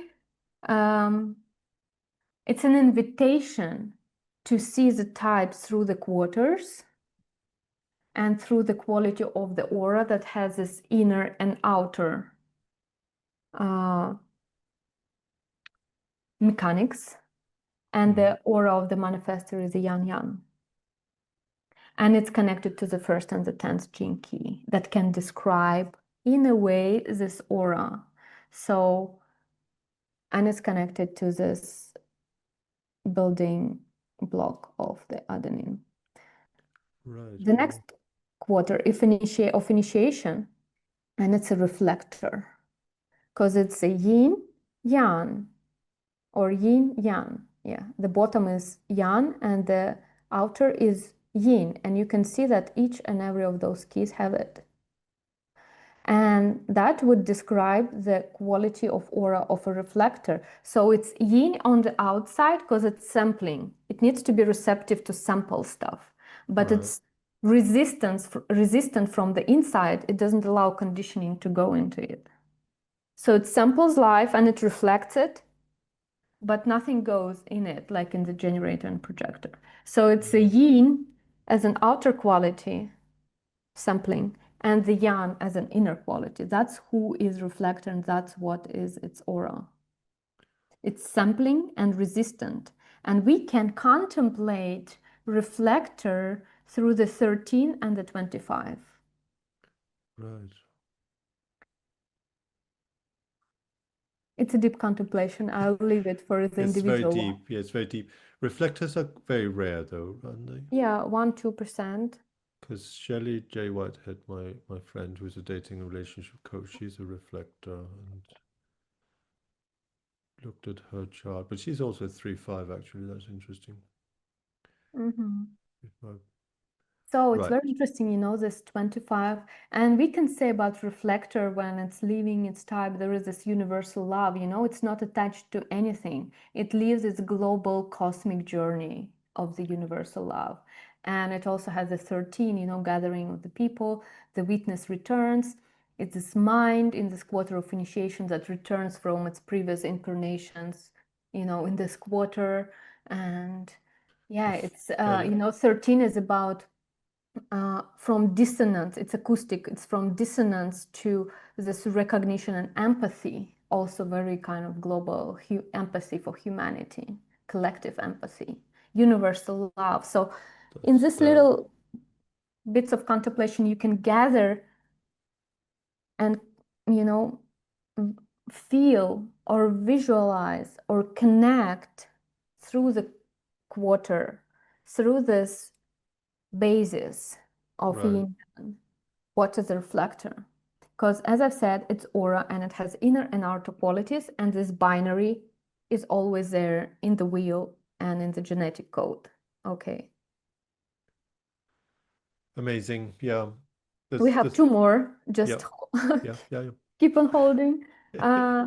Quarter of civilization, as we've said, it started with the second jinki. It's the season of the earth, and 15 starts the season of the mountain until the 33rd jinki, and it's a generator. Right. And as a generator, it's connected to this yin-yin quality, because generator is yin on the inside and is yin on the outside. Right. And it has its aura open, which is correlating with the 15th, because it's an apex of the season. And it has its aura enveloping, yin, receptive connection to the second jinki from the cross of the Sphinx. So this is where the keyword, the signpost, the description of the aura comes from. It comes from the two gates, one from the Sphinx, one from the vessel, and it all goes back to the G, to the identity, and it goes back to the program of the quarters, which are programmed by the binary, which is our DNA binary. Okay. Right. Binary code. Yeah. And finally, projector. Yes. Let's get back to the projector. So, projector, I this love is the quarter of duality. Huh? Yeah, I love the projector. Yeah, I love projectors too. I love being projector. It's a pain in the neck, but quarter of duality, purpose fulfilled through bonding, and it started from the 7th jinki and goes into the 44th. So this is the quarter, right? And we have the autumn equinox in the 46th, the middle of the season, and the projector is yin yang. Right. That explains a few things, doesn't it? Yin on the inside and it's yang on the outside. So what that means, our aura, as I've said, is penetrating. Yeah. It's not a fluffy aura, though many projectors look like a fluffy bears. We're not. We have a gun and it's going to be pointed into your head. So it's like, it's a gun. If projector doesn't know it's projector, probably it messes around but with its gun. But there is this yang outer quality of a projector aura. We are very yang on the outside. We are here to guide, we're here to penetrate, we're here into entering things, we're here entering the G center of the other. But when we enter with our tentacle, aura tentacle, we absorb all the shit. Sounds quite familiar. So that's about knowing the strategy, right? It's about knowing what you're going to penetrate, where you put your attention. But is that invitation? Is that waiting for invitation? I'll describe it. Yes, please. So our aura is focused, and our aura kind of moves with our attention. So if we look into something or we connect with someone, we are focused, and what we do, we absorb. So I'll just describe how you contemplate in general the archetype, let's say, of the projector, the aura. It's the Sphinx, it's focused, it's about being guidance onto yourself. So it's the 7th jinki from the Sphinx here. Right. We are not clear with our borders.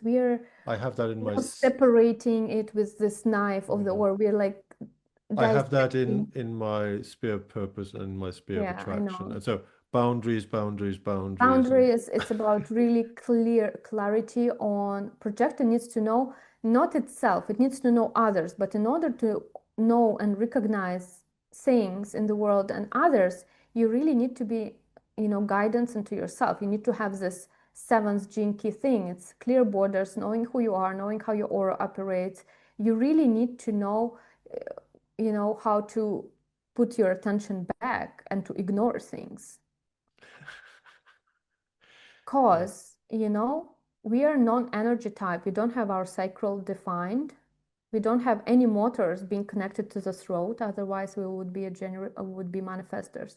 So we have no energy. We can have root, like I myself, I'm an energy projector, but I have energy just for myself. If there is no invitation and I go and initiate things with others, uh, I can get a rejection from a generator because it doesn't want it to be penetrated. I'm not invited and I'm going to initiate such stuff which I won't be able to continue because I just don't have energy for it. And what invitation does, it brings energy into building things or into manifesting things. So we can have generating and manifesting capacity, but only if someone invites us and kind of yeah, initiated us into that, or they're builders, generators are builders, so they have this energy for work in a different way than projector work. So it's a different lifestyle.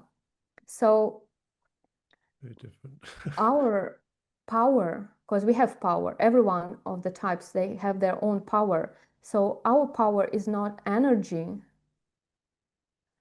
We cannot prove ourselves through, oh, look, I'm working, look, I'm dancing, look, I'm sleeping 4 hours a day, and then bring children to school and do the work, and then you just burn out and you've been thrown out of the wheel because you have no, you know, nothing to bring into the world, because projector doesn't bring energy, it guides energy. And Yeah, our power is our attention. This is the golden rule for the projector. Your power is your attention, where you put it and how you put it. yeah, And you can experiment. If someone invited you to talk, try not to go with your attention into that being and just keep it for yourself and see how other people get nervous because you don't give right. them their attention. For example, it's a raw Yeah. example. Fo Or foc Focus creates yeah, reality. they want the focus, they want the attention, other types. Right. And it's up to you how and when and to whom you give it. Because Yeah, that's your money. that's the Projector's power. money is attention. Definitely. Yeah. And because you absorb everything you focus on, if you focus on some trash, you become trash. Yeah, that's this thing about energy flows where attention goes, as it all. Yeah, Yeah. so So what's your attention? the focus is really the power, that power to, Yes, the focus is the power because that's the quality of your aura. You, even if you're abstract and you're receptive, because there are many combinations, we're all different, we're all unique. So they're all different kind of, there are more strategic projectors, there are more receptive projectors, and so on and so forth. But our aura works same. It focuses and it absorbs what there in order to know who is the other. And that's the question of the projector. Who is the other? And it gets to know it when the aura, we kind of read. yeah, But also we are being conditioned by that because we absorb it. We start to eat, let's say, other people within us because we take in the frequency of other people.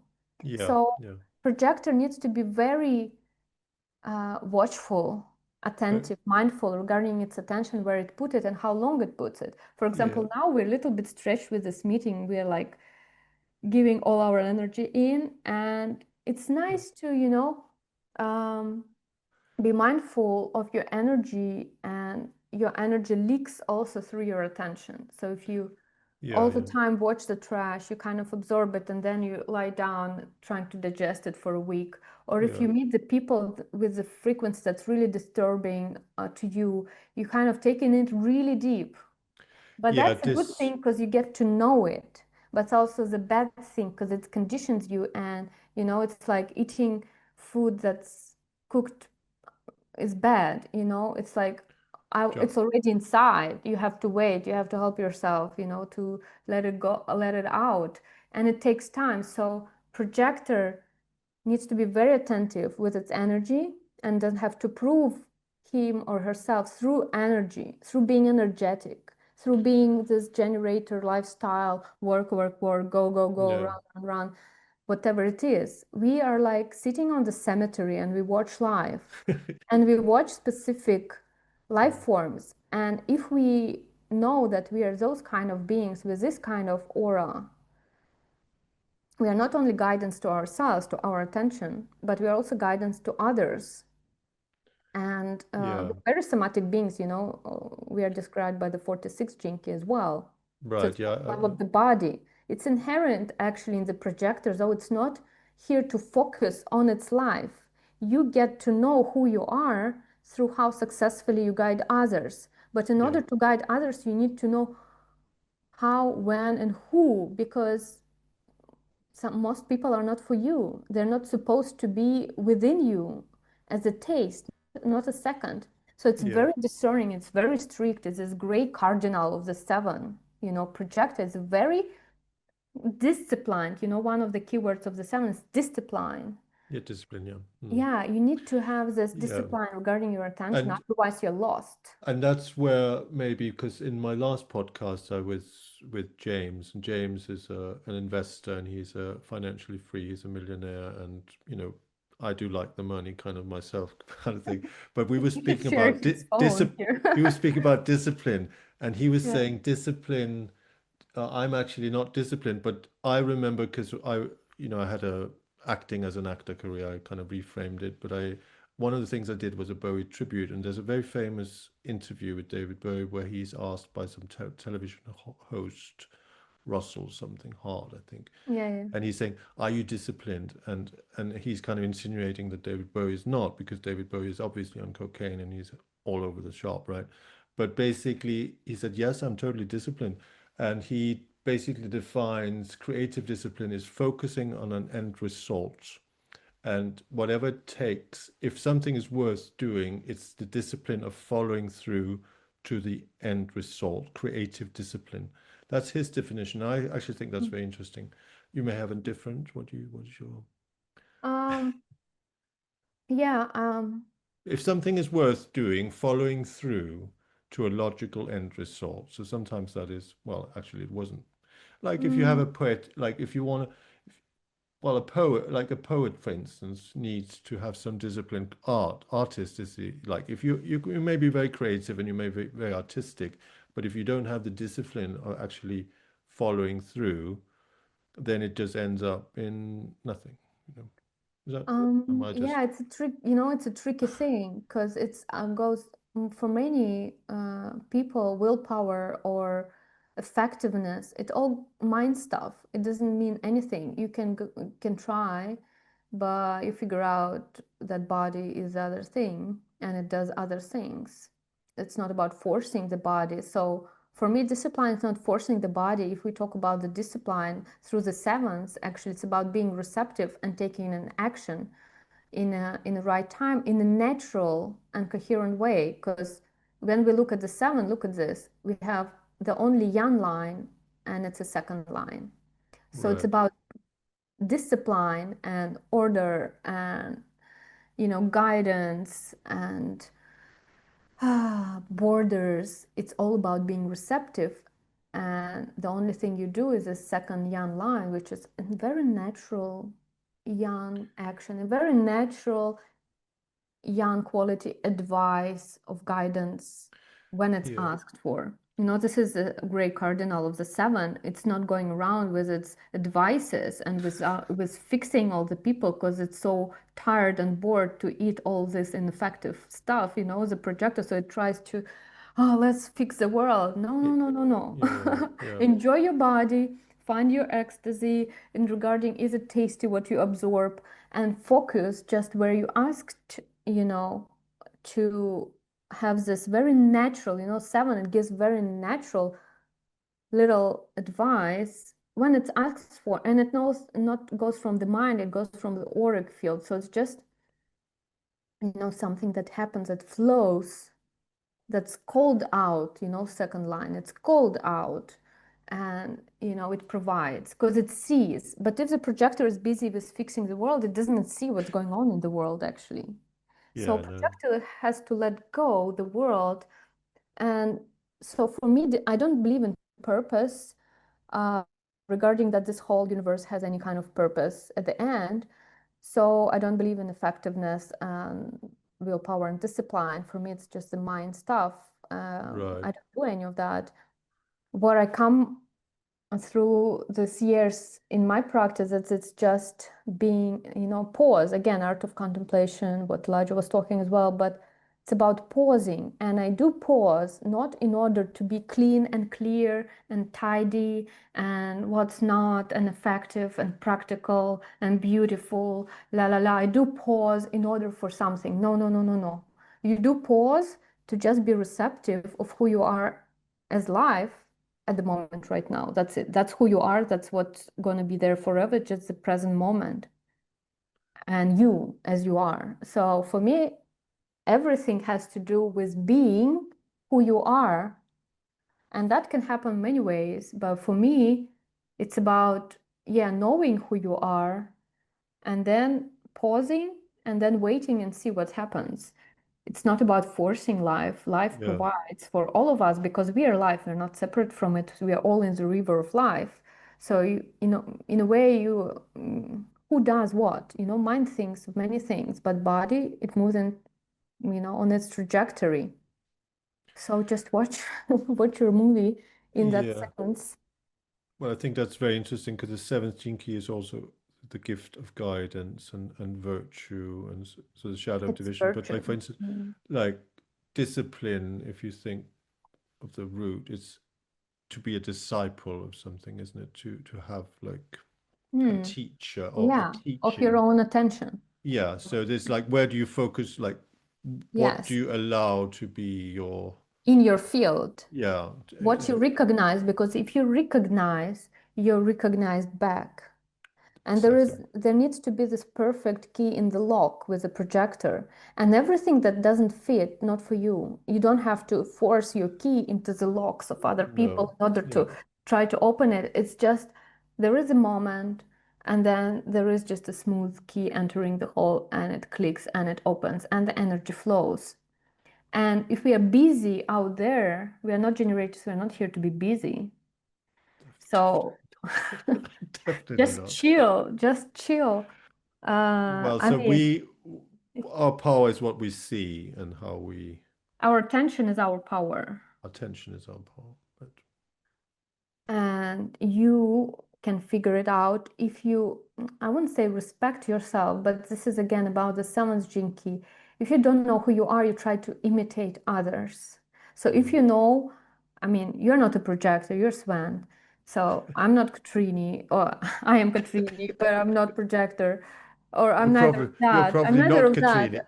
I'm a mystery. So whatever, the name that we call a rose, would The smell rose. as sweet, or A how rose the is a sugar. rose. Oh, Yeah, rose is a rose, and we can smell it. So shall we? attention, Sorry, go on.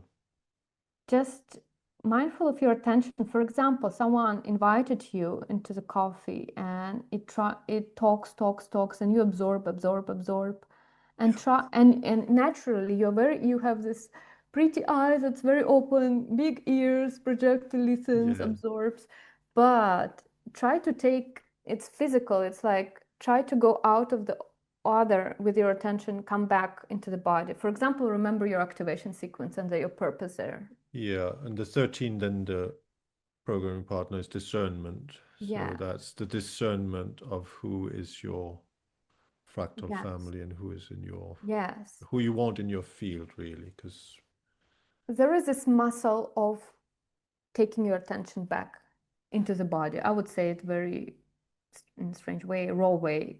yeah, Just take back your attention into the body, be the body, and reclaiming, yeah. then ask the other, do you really want to know?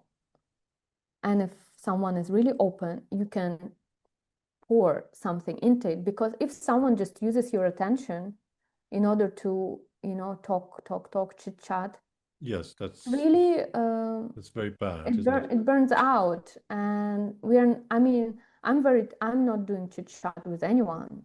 Mm. I have energy just for what's interesting for me. I'm not going to give it away for Yes, the yes, chit chat. I mean, yeah, if I'm in the like resourceful and slept enough and ate enough, I can have a small talk. I don't mind other people. I don't mind them being who they are. I you don't can, have this thing to fix them or to advise anyone. I'm just being myself. yeah, But when there is something specific, for example, someone invite me for the reading, and yes, I have this process of, yeah, do you really want to know what I want to say? And if I see that the person is really open and I can really see like the identity of the person and where his energy is stuck or where it wants to go. And then when he or she is open, I can I can navigate it. This is what I do. And yeah. if the person is closed, nothing to do there. It really needs to want to be penetrated by you. Indeed. So let's just talk about that. So let's say if somebody wants to use you as a human design consultant, if they want to work with you, how do they find you? How do- Yeah, I am on the social media, but I don't develop them. So I can be on the Instagram. I have a website. I have Gmail. I have YouTube. So it's mostly in Russian now, but I try to make my best to start talking in English.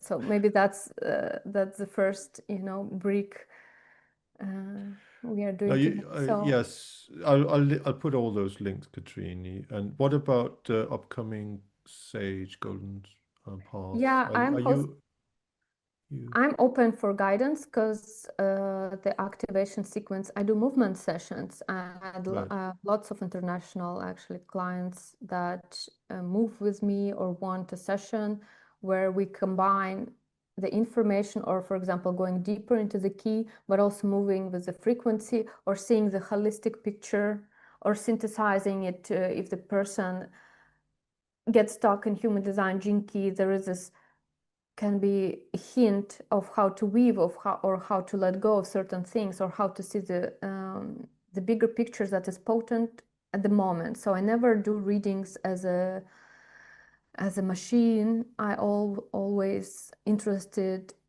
to offer something that's very actual for this particular person, this particular time space. So we kind of tailor the reading, but I do somatic reading and do synthesis reading. And for example, activation sequence, as we know, correlates with the incarnation cross. And there we also have this deep information regarding dietary regimen or motivation that I Right. also guide into there in order to, to align the form deeper or to have these nuances about the mind or to have this certain nuances about how your brain works and your digestive system works. So yeah, there could be many ways of how to go deep. Yeah. So for Let's different just people, I do different things. definitely let's just mention Clubhouse. So you're there with other. Just let's mention that. With Jesse and Ibi, we're doing Clubhouse each week for 4 years now. Amazing. It's Wow. not that crazy. So we did it starting 2000, I don't know, remember, 22. So 4 years now, it's going to be in the Rave New Year, 4 years as we're doing it. And we're actually going through the wheel. And Jesse is also very familiar with elements and with the seasons, as well as Yeah. Ibi. Ibi also very fluent in design and the wheel and things like that. So there was this flow of pulse where we were contemplating the keys through different perspectives, mostly, of course, through the gene keys and the frequency and the synchronicities that were brought during the transit week. But also we weave each and every one of us what we know from our experience regarding certain keys. So yeah, it's been a long journey, and part of this conversation with you is just revealing, because Clubhouse is acoustic, so it's really Yeah. revealing a little bit of imagery and a little bit of what actually I'm talking about on this Clubhouse. Yeah. Uh, Yeah. It's good to see the visuals actually. So Yeah, well, definitely Jesse. I have been speaking to Jesse, and he's welcome. We'll have to find a time. And also EB, I know I met EB in London. That was actually quite sweet. Yeah, I met her actually when they were visiting Richard and the company and the team. Or maybe I met her in Hungary or Romania, because I've been traveling in Romania and staying in Romania for a while. She's from Romania. Right. Yeah, I don't remember, but I've met Ibi and Jesse, not only online. But yeah, it's important thing for the community to meet time after time. This is the most important, the auric connection, because you get to know others, of course, from the words and from the deeds, but the most sweet is the being together in the aura with those who you resonate. And yeah. Definitely. Well, let's pause a little bit. Shall we? Shall we? Because with Elijah, I don't know what your energy levels are. You've got to be honest with me, Katrina, because We're too I'm long. basically I am myself. The thing about the projector is can get very exhausted if it tries to keep up with the other kind of energy types. So, but we wanted like with Elijah, he was kind and he explained transmission kind of, and I've always liked I did like attunement. What is an attunement? And you do some very beautiful attunement. So maybe we could end with a little bit of an attunement if you've got energy. For me, attunement is about entering the pause. So I would like to synthesize everything we talked about today, and about the wheel, and about those 8 directions on the wheel that connecting us through the G center into the whole, and the whole connects with us. So for me, attunement has a lot to do with the auric field, because we are all frequency, and we are all the illusion, the membrane of inner and outer, and this movement, of inner and outer, this binary. So yes, let's pause together. Yeah, Oh, invite you to sit comfortably. Just arrive with your attention to your body and allow it to be as it is. Maybe you're tired. Just allow it, every kind of sensation. And of course, breathe in and out in your own way to settle.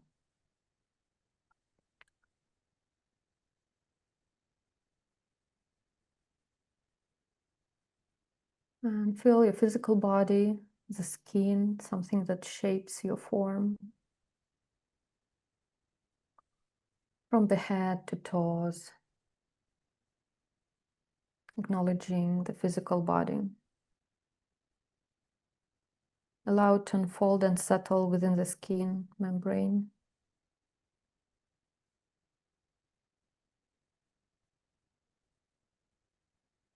Maybe certain movement needs to be done.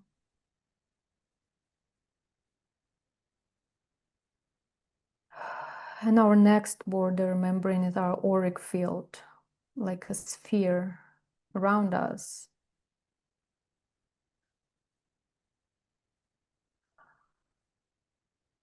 Just attune to where you feel your aura membrane is. From behind, from the sides, from above and from below. From the front and from the back. Your electromagnetic field.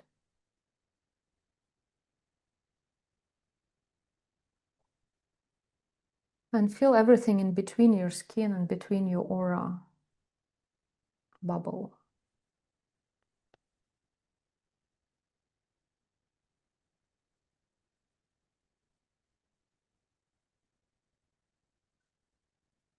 And our body and our being is receptive. Feel into the receptiveness of the membrane of your aura, how it breathes.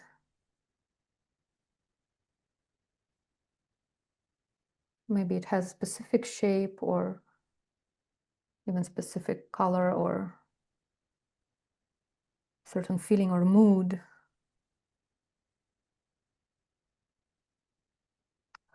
And feel into the receptiveness of your own skin,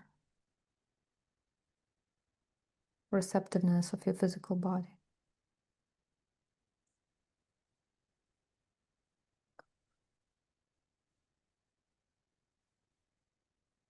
And before love, there is direction of your form, of your identity, of your G center that you can feel in your heart and your chest.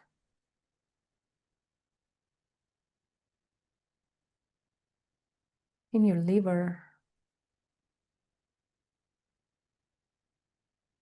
There is this knowing of who you are through this space, from the heart resonance.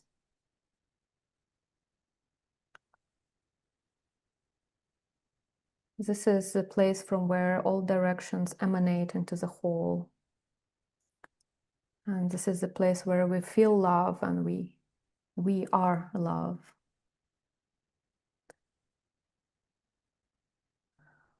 And before all the directions and this universal love, I invite you to step back within yourself into the bigger field, as if you're stepping back into the cosmos, into the whole, into the bigger body, into the unconscious field, to the field of archetypes, as a step back inside yourself, into the bigger landscape of consciousness.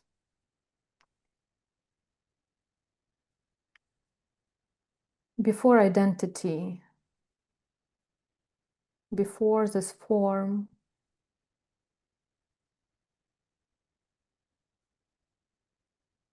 there is this pure yin, pure ocean of yin, of earth element, the receptive.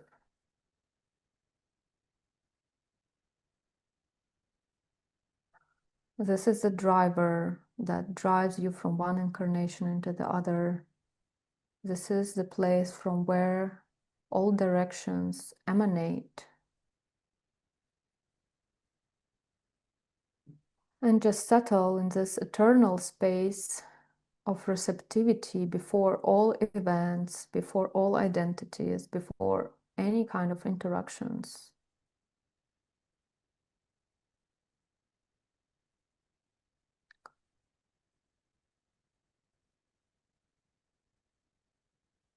And this is who you are before the illusion of who you think you are.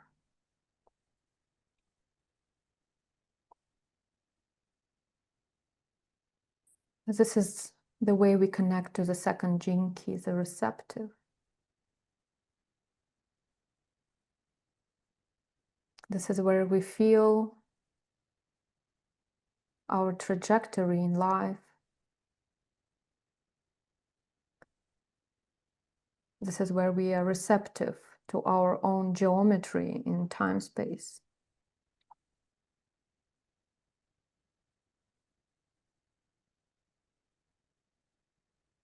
And from that place, within yourself, step into the present moment.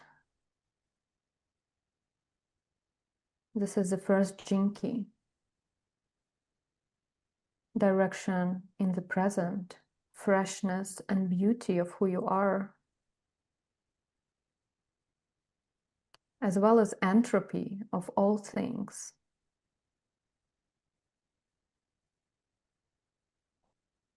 Feel this direction in the now, this pulse, fresh pulse of beauty, of the yang axis, inner axis of your spine, your nervous system, of your inner heavens.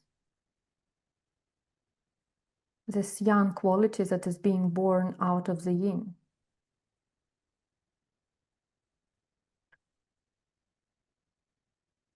Into your vehicle,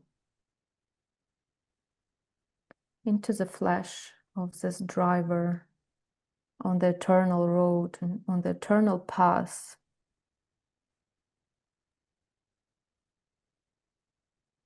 And from within yourself,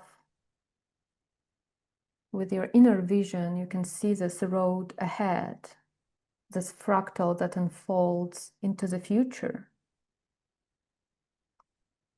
This is the seventh gene key. That is the direction into the future that's right in front of you. And you are aligned on your path that leads you into the future.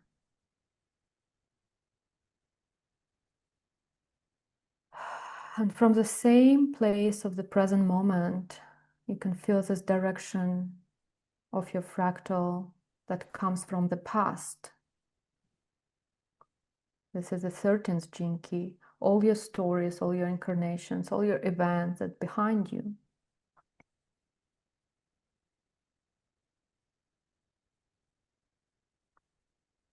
And just attune to your geometry on this path, gentle path of self-illumination, gentle path of freshness,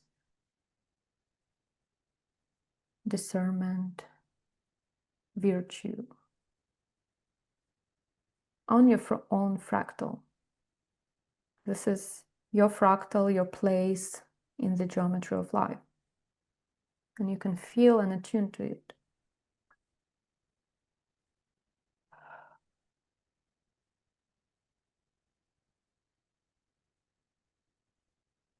And these directions give birth to the cross of the vessel of love, this environment and landscapes that you see in front and behind within your geometry.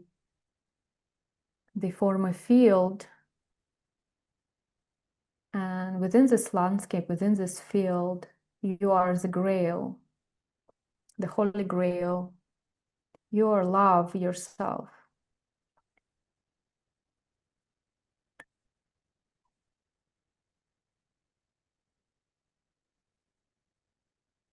And if you attune to your auric field, this is the 15th gene key, the aura, the fluorescence, the magnetism of your auric field.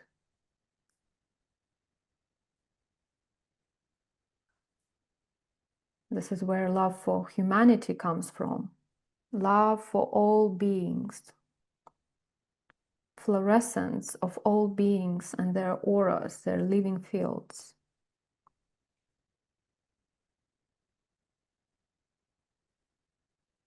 Allow yourself to be fluorescent with your aura, with your being. Feel that you're alive and you extend yourself with the aura into the space.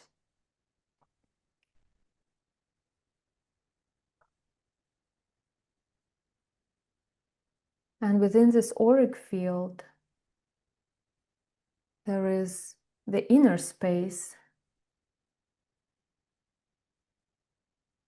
your inner body, inner tissues, somatic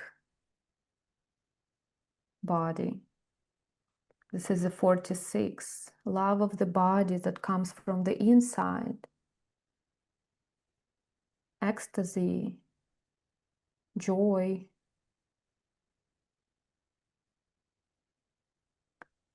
Love of the body of the 46, loving being the somatic being, this physical body, going through all the experiences, enjoying them, not just mentally, but with your whole body, all your nervous system, sensations, tissues, epitheliums.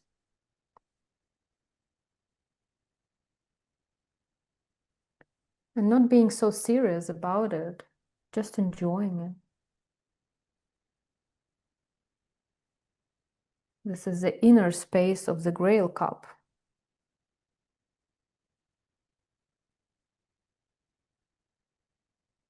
Allow yourself to be joyful allow yourself to love life as this body. Whatever form and shape it is, whatever health condition it is, it's still joy. And with that joy and love of the body comes acceptance. We are going out of constriction by allowing ourselves to be this somatic body. And we enter the 25 Jinki, acceptance, universal love that correlates with our blood and the circulation of our blood.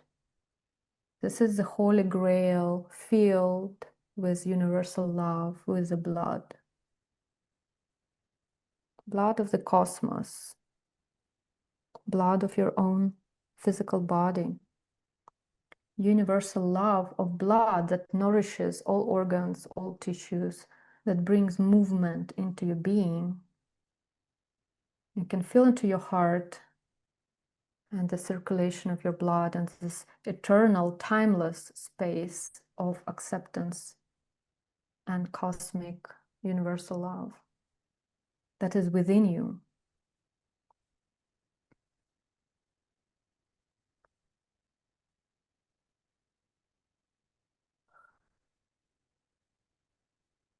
Blood is a sacred fluid of love, ruby color, bringing magnetism, oxygen,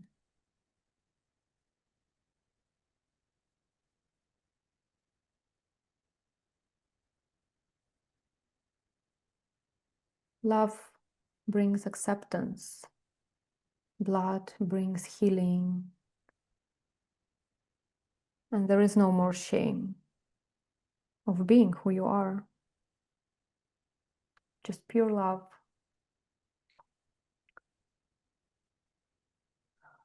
The more you enjoy your body, the more your blood attuned and circulates.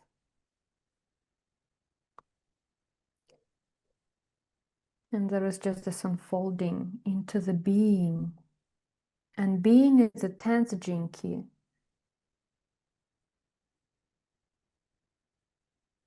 Out of self-obsession into the being. Love of the self. Who you really are, authentically, naturally. And 10th Jinki is this place where you pour out into the world as a certain behavior, as a certain identity. And your identity connected to the whole, to the being, Siddhic frequency of the 10th Jinki, pure being, authenticity. Love of the self allows you to behave in the world with strength, with clarity, with presence. And this is the place in the Holy Grail where blood, liquids, Amrita flows out of the cup into the world.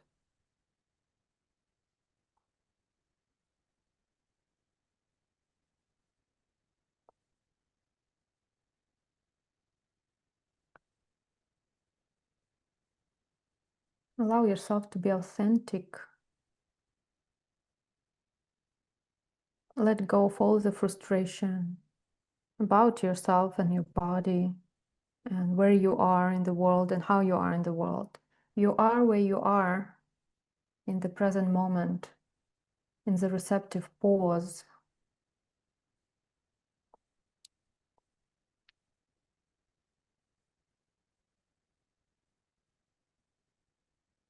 You are the Holy Grail.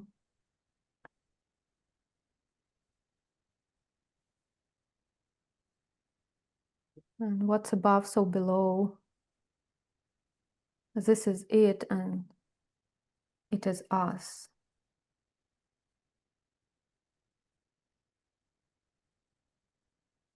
And in your own way, integrate this 3 steps of attunement, stepping into the receptive, stepping into the direction of your geometry, of your fractal line, realizing you are enough. You don't have to meet resistance in the physical world. You can flow in it, loving yourself, loving being this body in this life as a fluorescent being among others.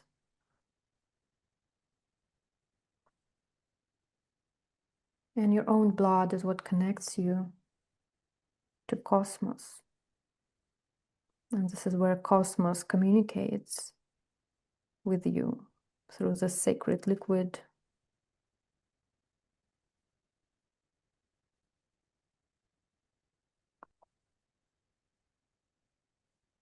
And maybe something changed in your identity now, in your sense of the present moment, of the pulse.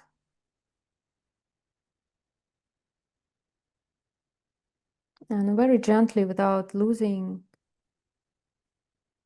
clicking into the mental field, you may open gently your eyes, staying receptive. And all you can see is just beauty of the present moment, of everything that we feel we are separate with. Actually, we are it. And I can drink my cup of tea, and there is no separateness.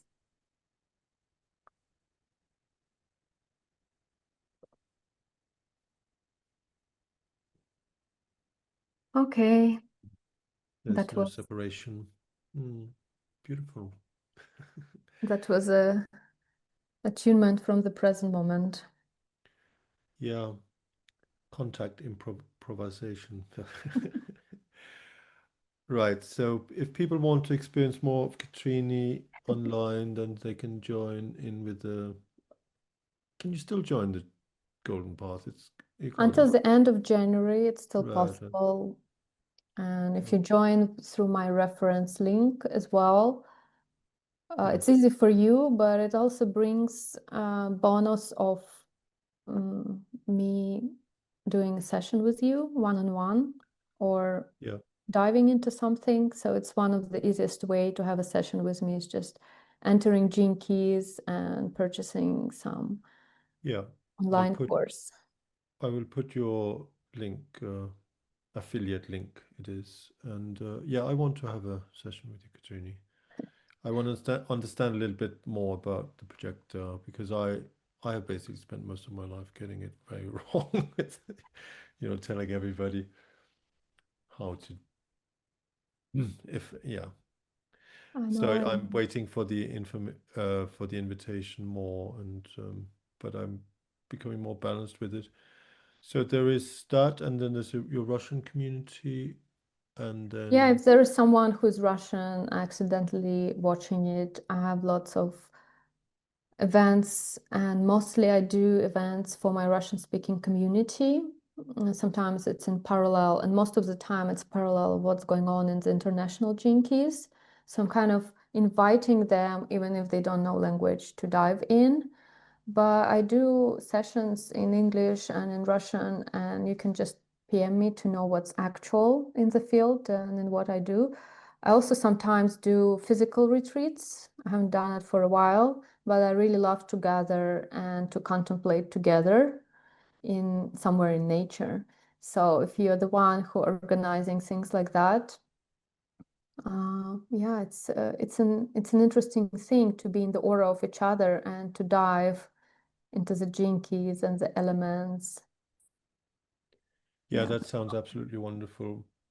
And just tell people about the clubhouse as well, Katrina. How can people find you? It happens, yeah, the place where you can hear me speaking every week and it's free. It's on Clubhouse, on the Gene Keys house. official house of the Jinkies in the clubhouse.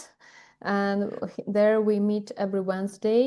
I don't remember the UTC time, but all the schedule is there, and we can also put the link there. So every Wednesday evening time. Yes. I'll put the link. Yeah. And see all of you on the Sage's Golden Path in the forum, because I'm going to moderate the forum, and I'm going to be behind the scenes tech hosting webinars with Richard, Elijah, and Tanmayo. But there is going to be one meeting as well with me on the sphere of evolution, where I would introduce some movement with the lines. Right. So that's also the way to Beautiful. check. Right. Well, if I'm fortunate enough to have you again, maybe I'll invite Jesse and EB and see if you want to come online. But then we could talk more about the 2016 key and that the art of invisibility and that kind of thing. But yeah, That's so my core wound. I love this key. Yeah, I get that. That kind of resonates with being behind the scenes, tech hosting, and yeah, Trickster. trickster, artfulness. Thank you so much, Katrina. It's been very enlightening and enlivening, and thank you for creating this precise portal. And yeah, Thank you for your time, Svend. oh, it's been wonderful. And yes, there is an invite to Gene Key's guides and ambassadors to come. I have spoken a little bit with Jesse Chestnut. I would love him to come here, but others as well. Thank you very much, Katrina. Do you have any last words you want to leave people with?